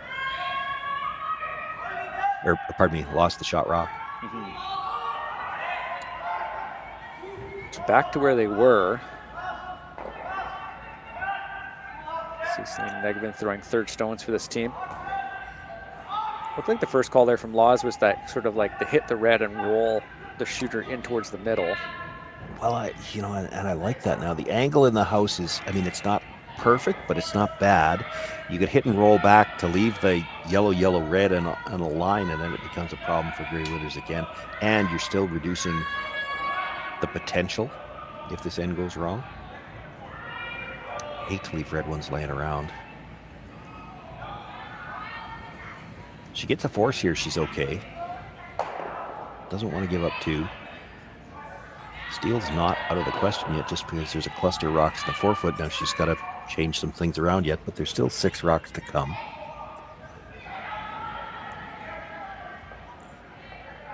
Selena Negevin settles in here. Winnipeg native, runner-up in the trials 4 years ago. They talked about just rolling Leavesey's line up. I wonder if you could roll a split center, kind of Christmas tree the yellows. There's no way to get either one of them out without losing the red, I don't think. Christian Gordon keeping this rock straight. And looks like they'll get a minimal roll off of it. So now Grey Withers, do they try to come underneath and try to pick off that yellow stone? Yeah, I mean, that's the first thought. My thought is you try to play it hack to bumper, get the roll under cover, and rub that red wide to the corner. So keep your shooter for shot rock and move the other one out from behind the guard.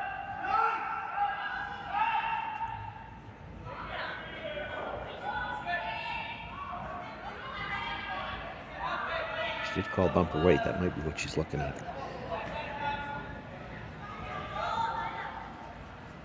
The danger in trying to have the yellow one clear the red is you might roll over far enough to leave a double.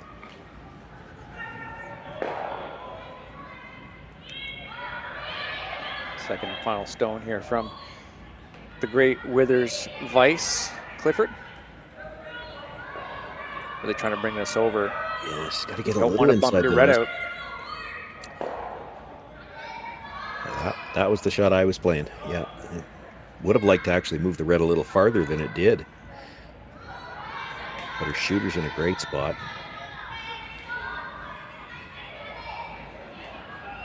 Really puts the pressure on Laws again on her final 2 stones. Yeah, didn't push that red as far as I thought it would go. If it goes further into the 8-foot, she doesn't have a chance to hit and roll back in for shot. Now, even if she makes it, she's going to be back 4-foot.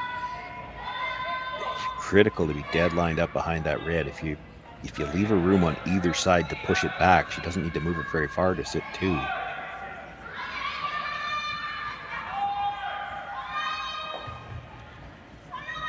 Kaitlyn Laws, the 4th thrower on this team. As we approach the 4th set of stones in the 6th end here in this quarterfinal.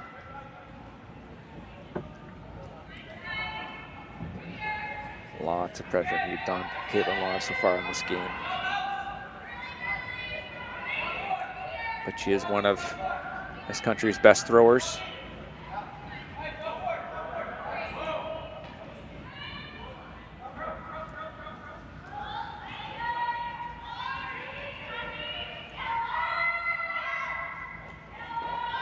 Looks like it's curling a little bit on them.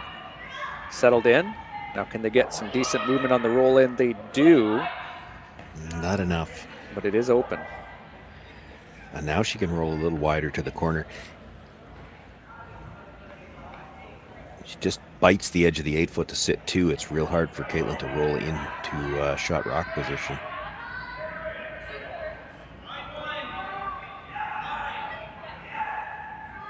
So if she makes that hit and roll, it's open, maybe sitting second shot. Does Laws hit it and try to give them a deuce, draw underneath? That's the question, isn't it? And I wonder, the other option that might be there, they'll talk about it. It'll be one of those ones where they look at all the options. Because that guard is so long, can you get to that stone at the top of the 8-foot? Yeah. We know how much those rocks curl, that kind of, hack and even in the board, but obviously those heavy draws, the rocks can curl. And as you said, we can't even see that high guard in the right side of our screen, so it just shows exactly how high it is. It's maybe only just a few inches off the hog line. Well, if Gray Withers makes the good roll to the corner here, any kind of hit on the open rock is just going to concede 2. On the 6th end, if you're going to go down 3 after 6, your odds aren't great. Now this has got to stay in the rings though. And it's heavy, quite a bit of weight, and it will roll out. So maybe a little bit more weight than was anticipated, and it maybe just kind of got away from them. Regardless, we see Kaitlyn Laws looking at maybe drawing it behind. Yeah, I still thought they'd discuss whether or not they thought they could get to that red stone. They're going to try to draw to the back 4-foot. This is so tough because if you make it, again, you're going to the back 4-foot. Serena Gray Weathers could try to come down and move it for 2. She only has to throw 2 feet more weight than what you're throwing. Yeah. To get anywhere close to it. Yeah, this is high risk. Well, the nice thing about it, though, on the other side of that, if you make this and force her to play that, you're forcing her to play a really tough shot.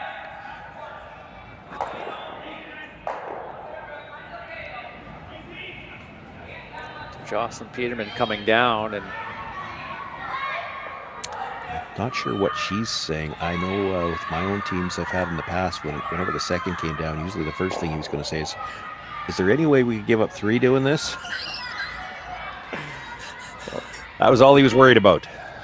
The decisions were made to call a timeout as we have Marcel Rock coming out, as well as Gordon coming down to assess, I think, not only what shot they're going to do here, Sean, but also, their position in the game. We mentioned off the hop at this end, really, this is such a crucial end for them, considering the score. How they play this will be quite crucial. Yeah, if you play the out turn and could get to that redstone, push it through, you've got the force. That's still not an easy shot.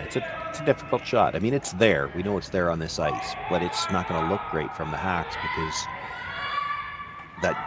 it is guarded. It's a long guard. You know it's there. You just have to believe.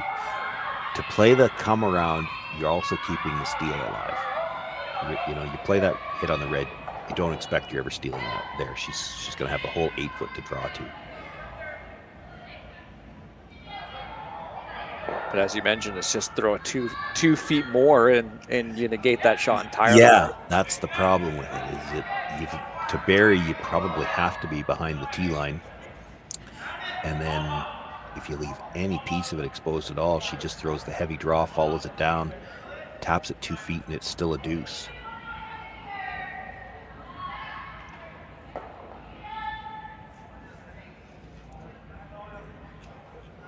Also, Marcel Rock coaching this team this year. And honestly, I don't mind either call. It's play the one you feel confident you can make. But that's a little bit why I was surprised she put the broom down for the draw right away. I thought they would at least discuss both options. And now with the timeout, they've done that. The alarming part of it is she still doesn't look like she's 100% sure which one she wants to play. How it be sometimes. Just how it be. Well, the good side of that, sometimes it's a case of, well, I maybe should play the tap back on the red, but I feel really good about making the draw. And that's not such a bad thing if you feel you can make the shot. This looks like she's trying to play the red, and she's trying to do it from the intern side. They must like the look the Rock will have over the center line too, just digging in and maybe just coming over just a little bit more. Because it does look like, at least from our screen, that it's slightly underburied that way, but yeah, well, what I'm looking at is you have to make sure you kill it if you're playing it this way, because your shooter's going to roll to where you could leave a double on the 2 yellows. If you're playing it the other way, you could leave it biting at the back 12. You're still going to be sitting 2. Here, it absolutely has to leave the rings.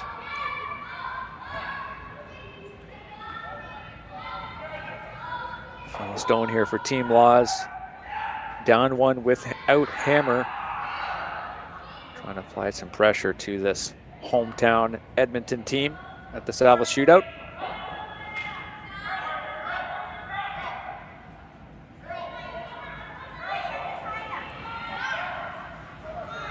Intern attempting to bump that red stone. Might be running a little wide. Big carve here needed.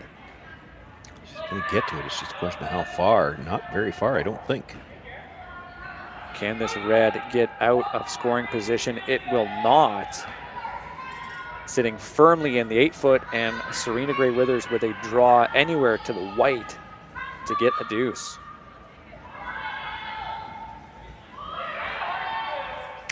Yeah, I don't know whether they ever discussed the outturn. They probably felt like they knew that intern side just coming across the center a little bit better. It's been played a little bit more, but you have to kill that stone. You have to throw, that good bumper weight, which is what she threw. Whereas if you're throwing that outturn, hack weight is probably enough, because again, you could leave it biting at the back if you had to. You'd still be sitting 2.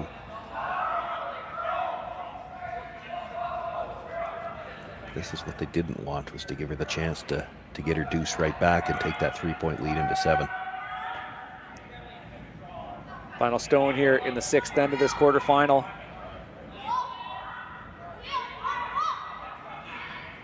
Sweeper's not touching this one just yet. Might be running hot, might be trying to carve this to take some feet off. Yeah, I think the attempt to carve is you try to get into the middle ice a little more where the rings are a little thicker. And that is just good enough, it looks like, for their 2.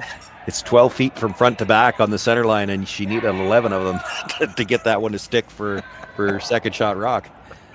Maybe 11 and a half. We'll be right back with the 7th end after this. Gray Withers with the deuce in the 6th.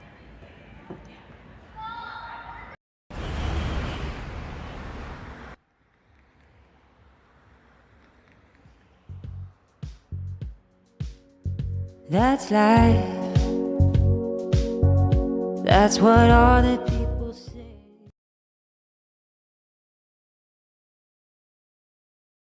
Hey guys, what can I get started for you today? Bananas away, regular?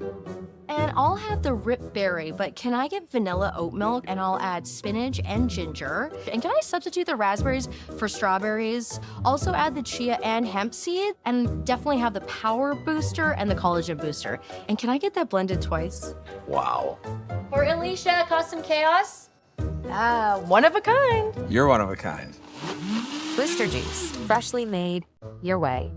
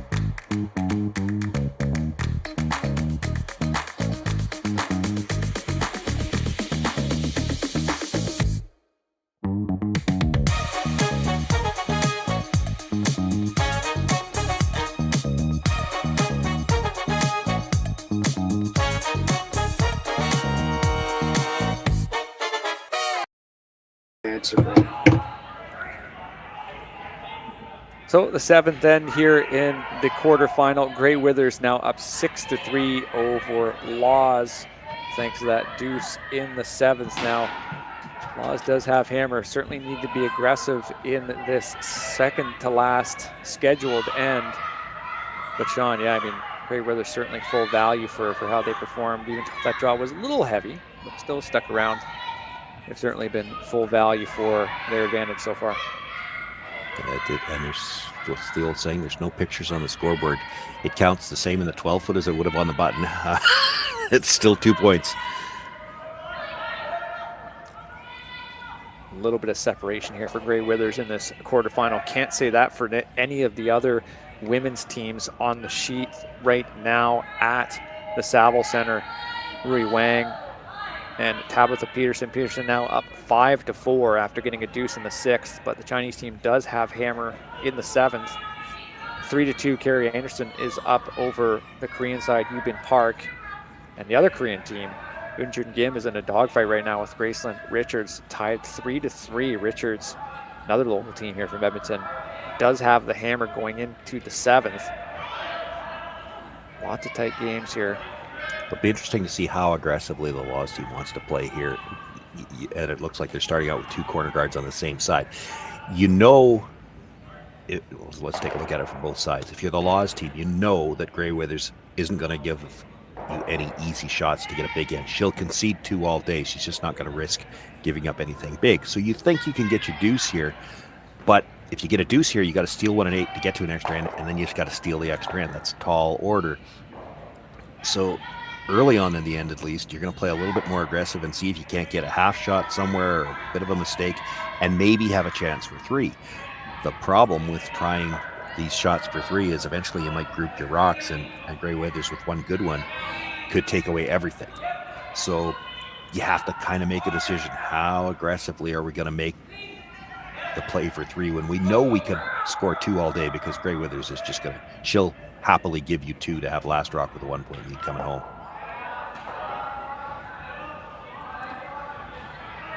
Lindsey Burgess throwing second stones here for Team Grey Withers. And this early setup all determined by the rules as they are now. With the free guard zone, you can't go after those corner guards. So when you don't have last rock here, you're trying to protect the lead, you throw everything in the middle into the rings. You know that the Laws team is going to have to deal with these rocks at some point in time. So while you're dealing with the corners, you're hoping they're dealing with the rocks in the middle. Once the rocks are grouped, you're going to have chances for doubles. There's a lot of cat and mouse. It's interesting to watch these ends set up. Selena and Egg have been already looking at, is there a way that we could do two things at once? Clean up one of the reds in the middle and roll to the corner? Do we straight draw? Yeah. Might be worth it, eh? You could freeze the pocket on those two reds either. That's why I would. So that the idea to hit the red, maybe you don't want to do that because you're going to drive it into that pocket. The pocket's pretty good right now. That's what Jocelyn Peterman, I think, is looking at. Even maybe nudge that higher red back a couple of inches because they're not dead even. Could you drive that red back into the pocket and still leave a pocket, so to speak, where the shooter kind of rolls? Maybe not. Try to jam the one in the forefoot, you mean, and roll behind the corner. With quiet weight, maybe. You don't have to kill anything red. They're going to opt for the straight draw behind the corners. And this is not wrong, but this is what I talk about. It's how aggressive do you want to play? Because you're ignoring 3 reds in the middle. We're still only on the first or second stone. So you do this later on in the end, and Serena Gray Withers maybe just decides, well, we can't peel them all anymore. We're going to throw the guard, and we're going to force you. So that's always part of the decision making here is how aggressively do we want to play. At some point in time, you play 1-2 aggressive shot too late in the end, and the other team just switches gears on you. Not going to happen this early.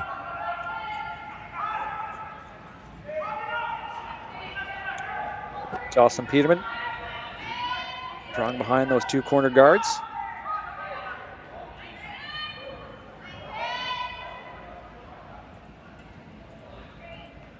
Personally, I always believe on these, you're better off to be deep than to be high, too, because if you're behind the tee line, it's not very likely that the other team's going to try to follow you down, and if they do, you're happy with that. But if you're up high like that, you don't really have room to get a second one in there ever in the end. Stone just thrown is the 4th shot stone. I'm surprised it took her that long to go out there to peel a guard, to be honest.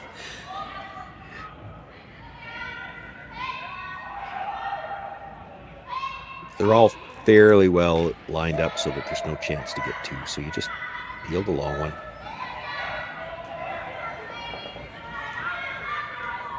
Some big weight coming towards the edge of the sheet here.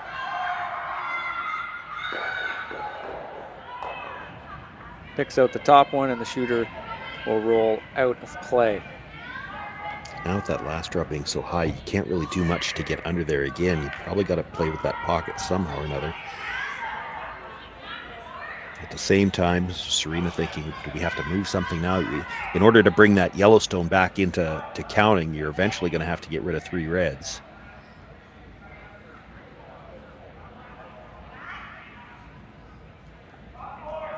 Quite the collection of red stones. She's just looking at the draw, maybe draw a slight tap. Skipper Gray Withers certainly does not shy away with putting red stones in and around the forefoot.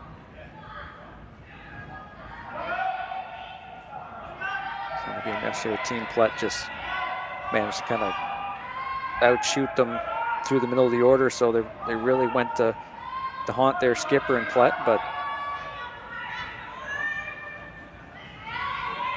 in this case, Law is letting them play with a little bit of fire.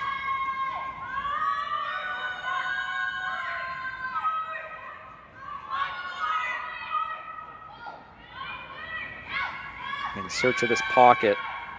Does it overcurl a bit on them? Looks like it does. I think she's okay. But it does manage to sit nestled between the 2 reds. And dead even the 2 reds. That yellow's not going anywhere anytime soon.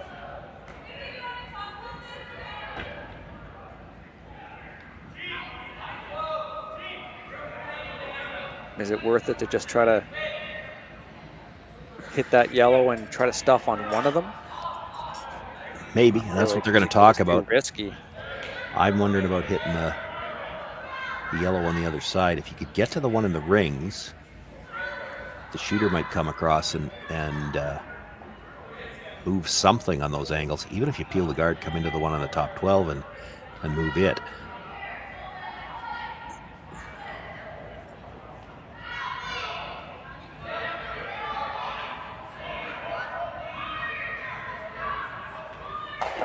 Did you just talk about possibly throwing a guard? Is our point up there? Seems early in the end to switch gears, but she could. Grey Withers team quickly calling a timeout, and their coach Laura Walker will come all the way down to the other end of the ice to consult. This team coming off of a big win at the U25 Next Gen Classic Curling Canada event. Won that last week, lots of momentum early on in the season. Right now, she's got no way to get that yellow out. So the options are you either make a play directly on that, lose one of the reds, and then you have a way to get it out later, or you make a play on the other corner and try to have your shooter come across and disturb those rocks somehow or another. There's two ways to do it. You could come off the guard into the red stone in the 12-foot and push that into the yellow, or if you make a play directly on what is 5th shot rock right now, it could come across and at least maybe move the back red, or you go directly after the ones in the middle. But then you're probably losing one of your own rocks. I don't think you want to throw anything with just back ring weight. You don't want to leave any reds in the back.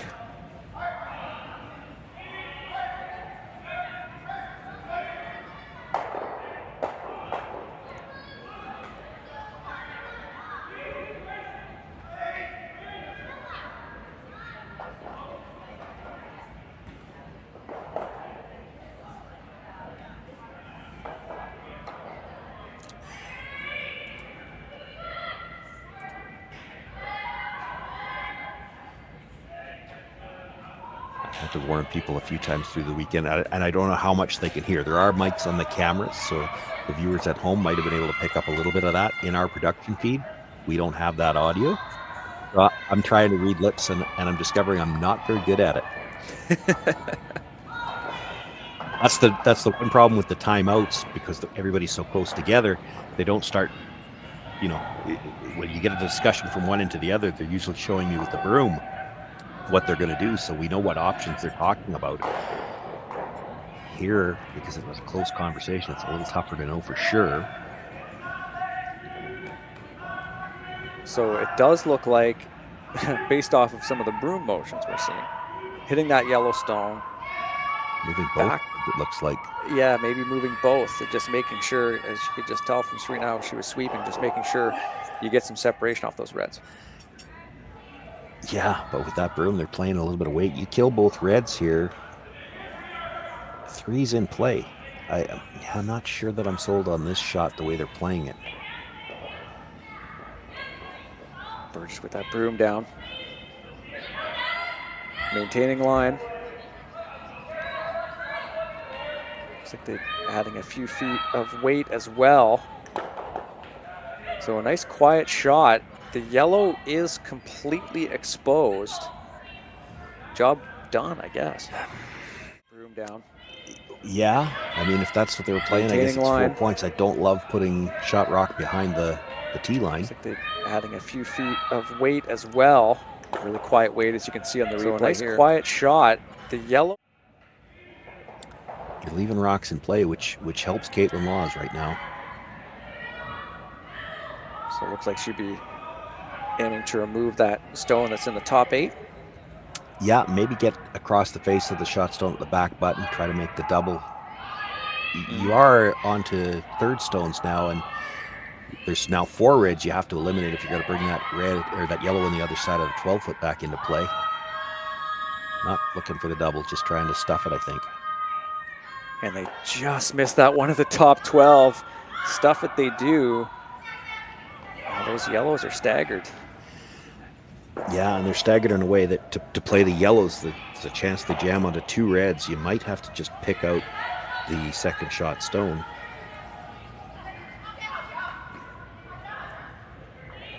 I don't like anything with the weight that's just going to move the yellow back.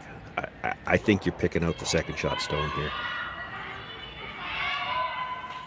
We do have our first results in both the men's and women's quarterfinals. Scott Dunham of Philadelphia took down another local team here in Evan Van Amsterdam, 7-3 in 7 ends. A couple steals, looks like 3 steals in a row at the end to wrap that game up. I'll let you know as more teams advance to the semifinals, which will take place this afternoon. So reviewing the angles here, nothing looks too nice for Gray Withers, right? It's really hard to. Well, she's You're talking going to leave about one yellow, right? Yeah, well, and some of the shot, like she's worried about the stone that was just delivered at the top of the 8 foot, but to play it with quiet weight, I don't think you're getting any of the yellows out of the rings. Granted, you'll have 4 reds in, and there's some work for the Laws team to do, but at some point in time, you have to stop leaving yellows in the rings. She could just hit the back, the second shot rock, roll away. I don't think you're killing a yellow in this way. Unless she can get it out, unless she thinks it'll go out off the red stone. Maybe that's what they're thinking. Doesn't look like it from here, but you do get a different view of the angles from ice level. Clifford throwing her second stone here as vice for Gray Withers.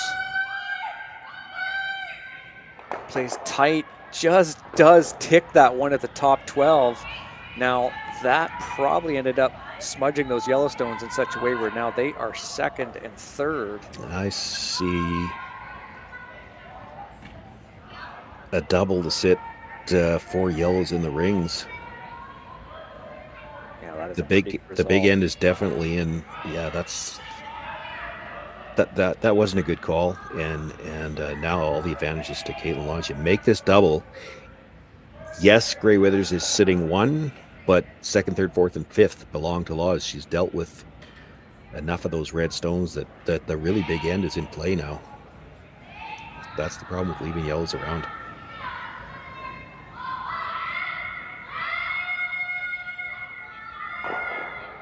Big shot here for Slade Negevin. You clear out these 2 reds, and suddenly that red stone that is right on the button is awfully lonely.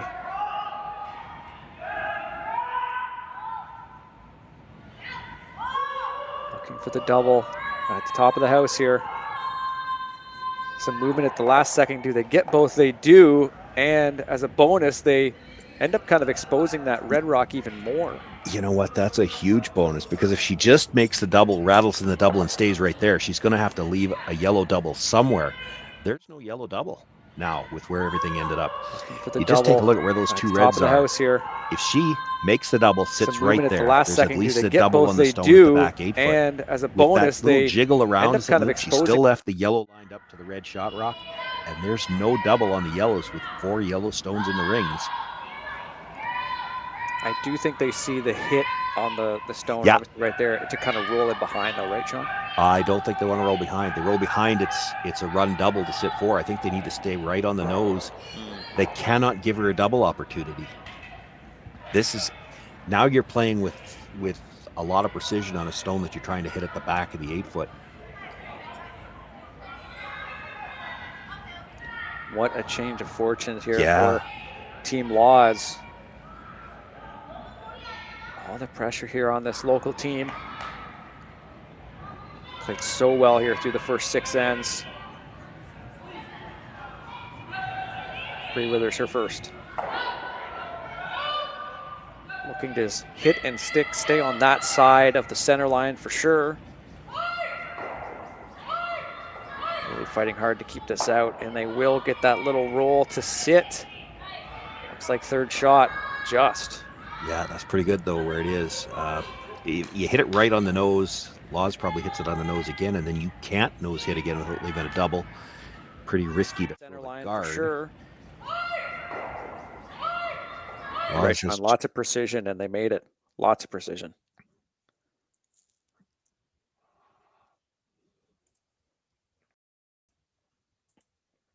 Turn her up there. So yeah, now Laws is kind of looking at. yeah, she has to eliminate something here, because she needs to have a chance for presumably a double to get the big end on her last one. So she's got to kill one of them here. Otherwise, she's going to be looking for a triple. You hit the outside one. Gray Withers just hits it again, and I don't know if there's going to be a shot for a double. So you might have to make some kind of play in the middle. And if you do, what's the play? All right, is it possible for you to hit that yellow stone, like remove the red, the yellow-red sort of combo, and have your shooter kind of spill over towards that red? To maybe just have something for later, right? I don't, like, is there a way for you just to sort of spread these yellows around in such a way where you might even have a slash or something? Yeah, I'm not sure about that. I'm looking at the same thing Kaitlyn's looking at. you make the yellow-red, roll your shooter into that cluster on the corner, and you force Serena Gray Withers. So you're just going to basically stuff this one back. It might roll a little bit over, but it's not going to roll very far. Serena Gray Withers will have to make a play on shot rock, and you're hoping she leaves a double.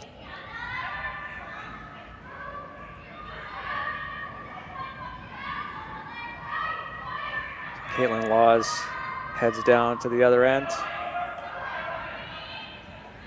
Looking to take her second Saville Shootout title. She won back in 2009 playing with Kathy King, and then in 2012 as well when she skipped. Kirsten Wall, Jill Officer, and Don McEwen on that team.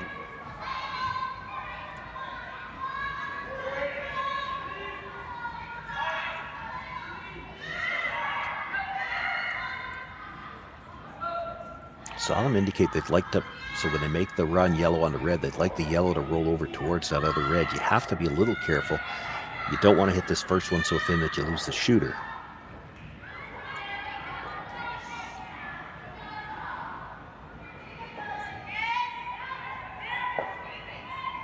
First of two here from Kaitlyn Laws. Jocelyn Peterman laboring to keep this straight. And they're lined up sitting first and second. Red is third shot stone. It's not the end of the world. To make the double, you're rolling out. So I think you got to hit this on the nose and concede the shot for two. Just make the shot for any more than that really tough. Still a good position for this team considering they do have the 3-point lead, right? Giving up two is not the end of the world. And will Laws go for it? Well, that's the thing. She might still go for the four. Like, you make the nose hit, it's going to be a whisker thin double, but it would be for four. She might try it. Because again, as much as that's a low percentage shot, you're one down coming home without last rock. That's a low percentage to win the game anyway. You need to steal 8 and steal an extra end. Final stone here for Gray Withers without the hammer in the seventh end. She called woe right out of her hand. Another one that's gone wide, potentially heavy. Really got to fight to bring this back in. Looks good.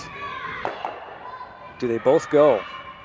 Well, no, and she's left the angle better for the double now. She's playing it for sure now. So a cross-house double, as you mentioned, Sean, the angles are a lot better, a little wider.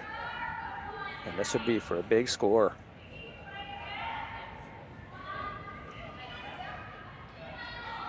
Yeah, it's for 4, and it's, whereas if she makes the nose hit, it would have been whisker thin to, you're basically just rubbing the first stone. This is, it's still thin.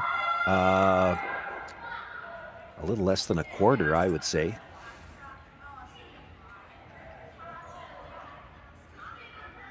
Potential turning point in this game. Gray Withers certainly with the advantage on the scoreboard, but I have to say Laws has been pretty good on her last stones here. Wow, she's so good at this type of shot too. Plus, this is the kind of shot where this is mentally, you were just hoping for a shot like this in the seventh end, and here it is. She's excited to throw this, Final stone in the seventh. Deal breaker for this team. Double takeout to score 4. They can stick the shooter. Peterman carves it over. She's got to hit it. And they just tick it out. So yellow scores 1. Kaitlyn Laws takes the 1 point. They will be down 2 going into the 8th end. Missed opportunity there. We will be right back after these messages. Imagine being able to stream every curling game from every sheet from any event, be it your Wednesday league game, bonspiel, or corporate event. Curling Stadium offers an all-inclusive streaming solution featuring high-quality cameras, ease of use, great reliability, and minimal installation. offering your sponsors customizable ad space on your streamed curling games and being able to sell video packages to your corporate events for increased revenue. With Curling Stadium, you can stream to any device, be it your mobile phone, tablet, or computer. Push the feed to your desired platform, be it Facebook, YouTube, or any other social media. Curling Stadium is simply the way forward. Where it's commonplace in other sports to televise every game, we want to do the same. Curling is a global sport, and it's time it gets the coverage it needs. Make your curling club the next Curling Stadium. The rock faces around Lake Tahoe are legendary. But this fall, new ones will emerge in the Tahoe Basin. Pullman, Mowat, Gushue, and more. November 4th through 9th, the Grand Slam of Curling's first ever event in the U.S. is coming to Lake Tahoe, where the greatest rock stars on earth unite for 6 days of incredible curling, celebrity appearances, and après curl parties you won't want to miss. Get your tickets at thegrandslamofcurling.com. Let's rock! Agree with us? We are back here for the 8th end. Serena Gray Withers escapes with just giving up 1 point in that 7th end.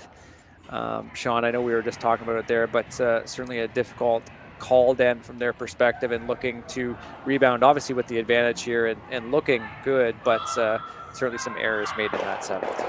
Yeah, I thought just tactically they had their timeout early, and then of course the next shot, you only get the one timeout now.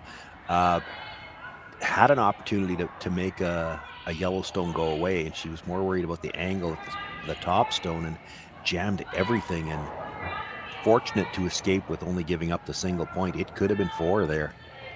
And you know, it's a tough shot. It's across the house, but it was a very makeable shot. They just didn't have to give that opportunity to the Laws team at all.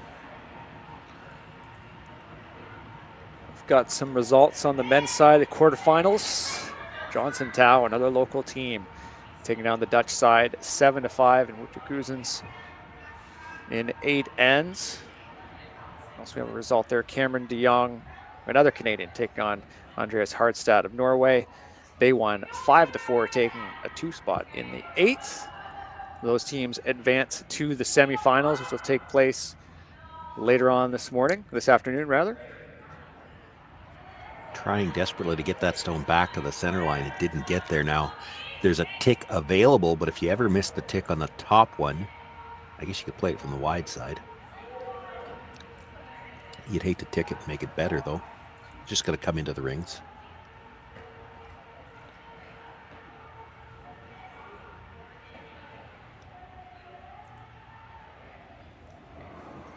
Another result here just to report. I think it will impact this next game when Jun Kim took down Grayson Richards 5-4 thanks to a 2 spot in the 8th. It does look like the winner of this team will take on that, or the winner of this game will take on that Korean side in the semifinal.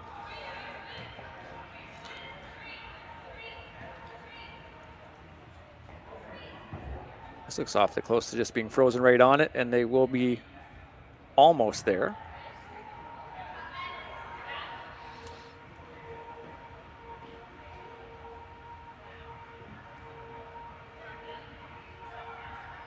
So Selena Negeman with her work cut out here, calling the game, trying to generate something at the end. Calls for Jocelyn Peterman to draw around here and just try to avoid these 2 red stones. Try to get maybe a little bit of yellow paint.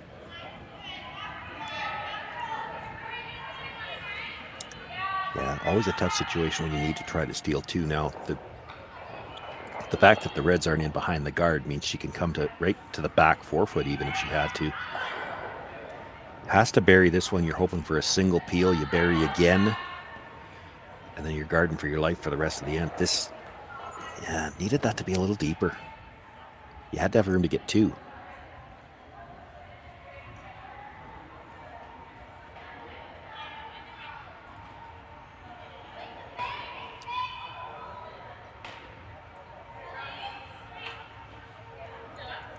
The angle's there to get the double peel, maybe even catch that one in the rings, but you really have to be careful here not to hit this too thick. Yellow onto double the reds would be bad. straight peel here is fine. Hopefully not a curse to the commentator as we see Well, Lindsey Burgess coming down. Yeah, I was a little surprised she didn't just play the straight peel, but makes it. Ooh, certainly no curse to the commentator. Triple, removing all 3 yellows, and that is such a great result. What a throw from Lindsey Burgess. Yeah, the steal of the 2 for the tie just got a whole lot harder. Most certainly, most certainly. Those 2 red stones now sitting alone there in the rings. There's that corner there as well. But lots of red out in play. And Negevin really just forced to put up the center guard here.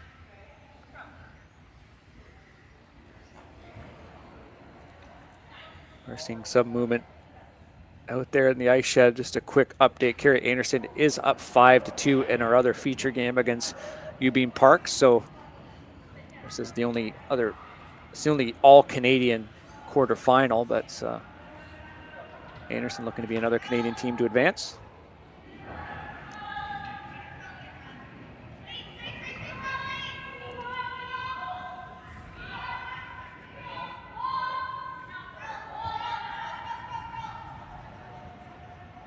Thought this may be a little deeper than they wanted, but still something to work with.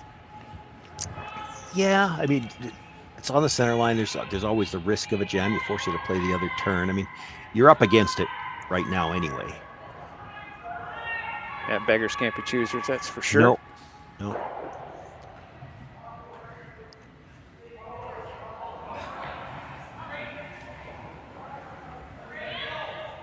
Burgess with a open hit here, chance to remove another yellow stone to make it 4 stones in just 2 shots. And she will do just that, just getting those reds and getting another red line up for bonus here. Well, and the nice thing about lining them up like that too is if Kaitlyn Laws is ever going to try to draw around all of those red stones, they're just all lined up to go straight back. So that's why they're looking at moving it now.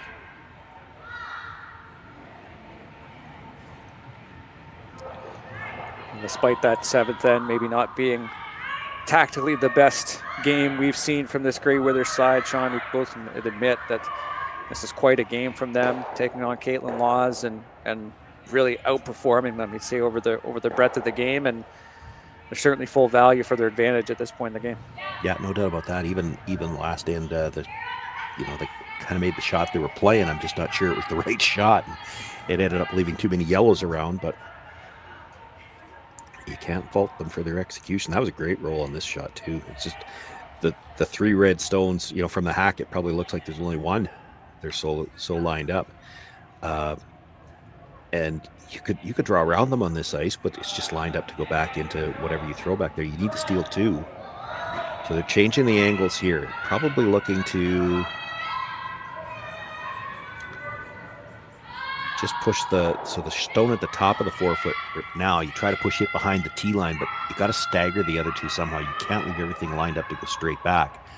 So a little off the nose one way or the other probably works on the first red one, just to stagger the second to give you something you can get around.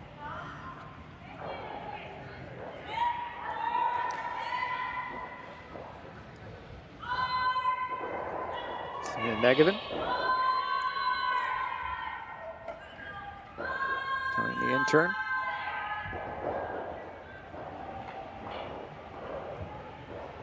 And this will clunk off that top 12 and roll open, just biting the 4-foot. Selena's old teammate and Carrie Anderson has advanced to the semifinals. They took 3 in the 8th, stole 3 in the 8th. Win 8-2 over Eugene Park.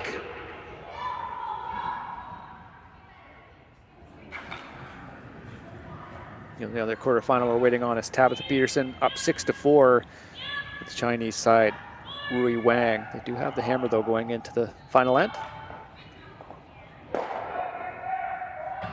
as Grey Withers continues to run this Manitoban team out of rocks in the 8th.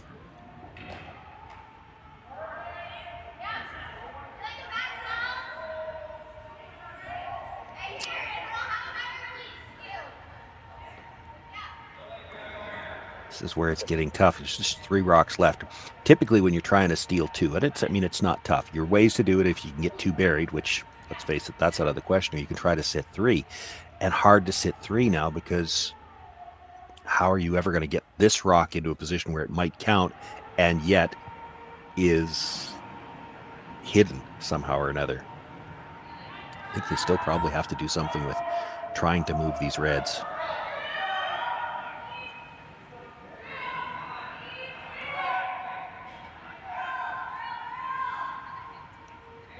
Quick carve here. Gordon. They do move them. Yeah, left it all lined up. Not ideal.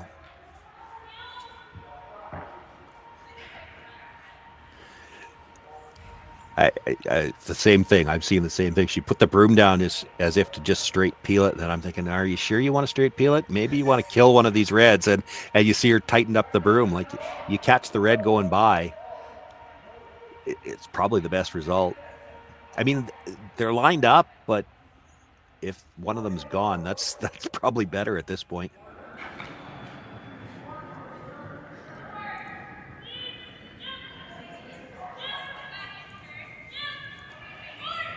Let's just pick this out the sides.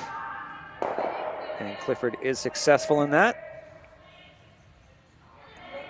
And disturb the back one a little bit too.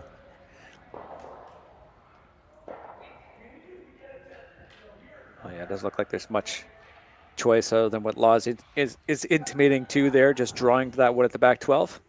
Yeah, that's all you got.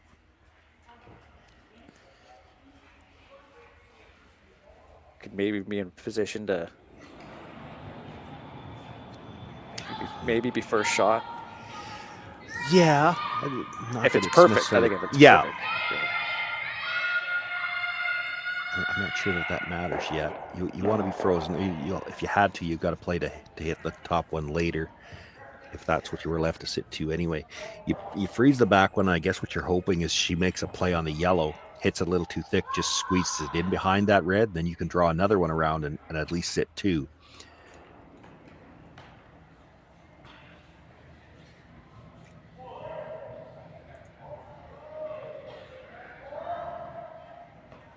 Turn draw to the back of the house. Kaitlyn Laws.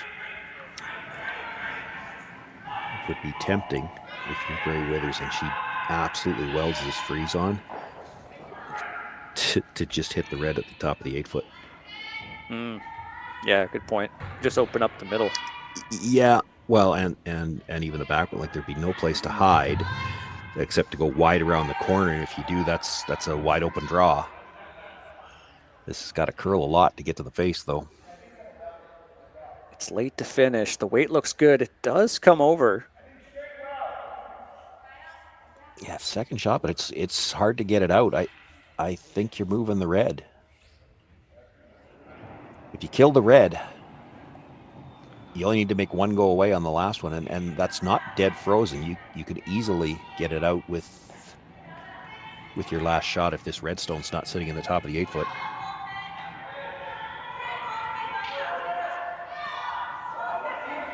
Looks like that's the call here from the skipper.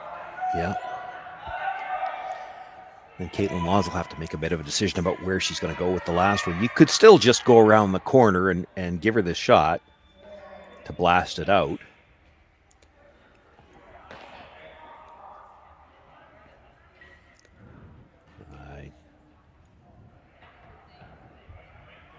I don't know what else she's looking at. Whatever it is, I don't like it. Yeah, certainly a blessing and a curse to have perspective in this sport. Sometimes you sort of see something else and you second guess. And oh, wow.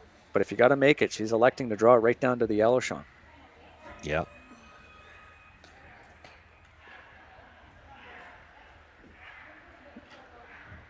Must trust her draw game. This is also a shot that needs to be pretty precise, but if it's made, it's certainly...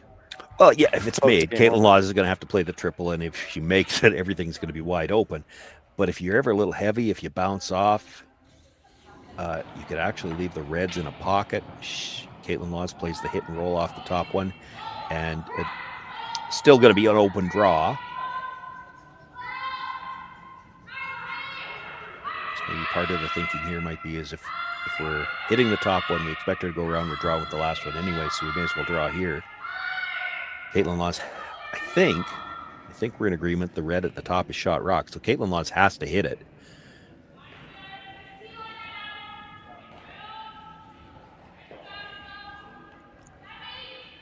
Certainly coming wide down the sheet.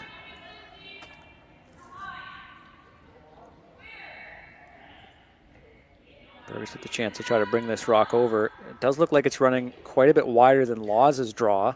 Boy, you'd hate to rub the yellow and make it shot. No, it came up good at the end. Interesting. Oh, she has to play the double now. Yep. Can she make the double? You know, she could almost make the double on the reds. So if you drive the first one, hit the second one fairly thick, and it goes across the top of the yellow without touching it, and roll the shooter behind the corner, you wouldn't be able to hit either one of them. Yeah, good point. You'd have to throw some weight to make that, but it might be there. And I'm not talking peel weight, like good normal. I mean, she has to make the two reds go away anyway. If she disturbs the one at the back, you know, it is what it is. There was going to be a relatively simple shot anyway. You're going to make her throw it, though. Certainly, this game has come down to its last stones. Anything is possible in this sport. And Kaitlyn Laws knows that, one of the best competitors we have had in the women's game. Certainly bringing that mentality to this game and this shot. Yeah, has to make the double first and then see where the rocks lie. If she makes it perfect and rolls behind, there's still going to be a relatively open draw. She'll need full 8 foot, but I mean, she was heavy on the shot she just threw. You tighten up the broom, it might be a little bit different path. All kinds of things can come into play. Final stone here for Team Laws in the 8th end. A double in their sights. This looks like it's going to over curl. And they do manage to get a decent roll off at the sit too. Wow, what a shot. Left a decent piece of the stone that was just thrown. So if she wants to throw a hit, she could throw it, but the guard's going to be in her eye, or she could throw the draw again. Awfully close to hitting that shooter taxi coming behind that corner guard too. Yeah. Wow. A little bit more weight. Well, you watch the replay. Everybody was caught watching the rock at the back. Can we get it far enough? Can we get it far enough? Nobody swept the roll. As it turns out, it's okay. She's going to play the draw. So that fact that they didn't get that dead buried is not mattering. Here's where you got to be careful. Now, she was just heavy on the last one, but if she's looking at that saying, well, I can come to either one of those back ones and I'm fine, you throw this a little firm, it rides out there a little long. If you're anything on the outside of that yellow, you roll out. We're playing an extra end. Spot in the semifinal on the line here for Serena Gray-Withers. Her final stone in this 8th and potentially deciding 8th end of the quarterfinal. Some smart brushing here by Zoe Cinnamon, keeping that broom down. The line looks better. They really want to ensure they have the weight, and it does look like it's coming in. And they have done it. Serena Gray-Withers takes 1 in the 8th to win 7-4 against Kaitlyn Laws. We will be out of here shortly, but final thoughts to you, Sean Joyce, on this result for Gray-Withers as they move on to the semifinals. Well, you know, a couple of things. First of all, they had a solid game. That's got to feel good going into the semifinals. They also just beat, as you said, one of the best teams in the country. They all know who these players are. And early in the season, that's got to be a confidence builder for this team, not just for this event, but as they build for the rest of the season. All right, for Sean, myself, and Connor Sims on production, thank you so much for tuning in. As mentioned, we have semifinals coming up later on this morning or this afternoon, depending where you're tuning in. My name is Marty Thompson. Thank you so much. We will see you later on. Live curling rocks. And this November, the best in the world are coming to Tahoe. Get your seats now at gsoctickets.com. But hurry, early bird pricing ends soon.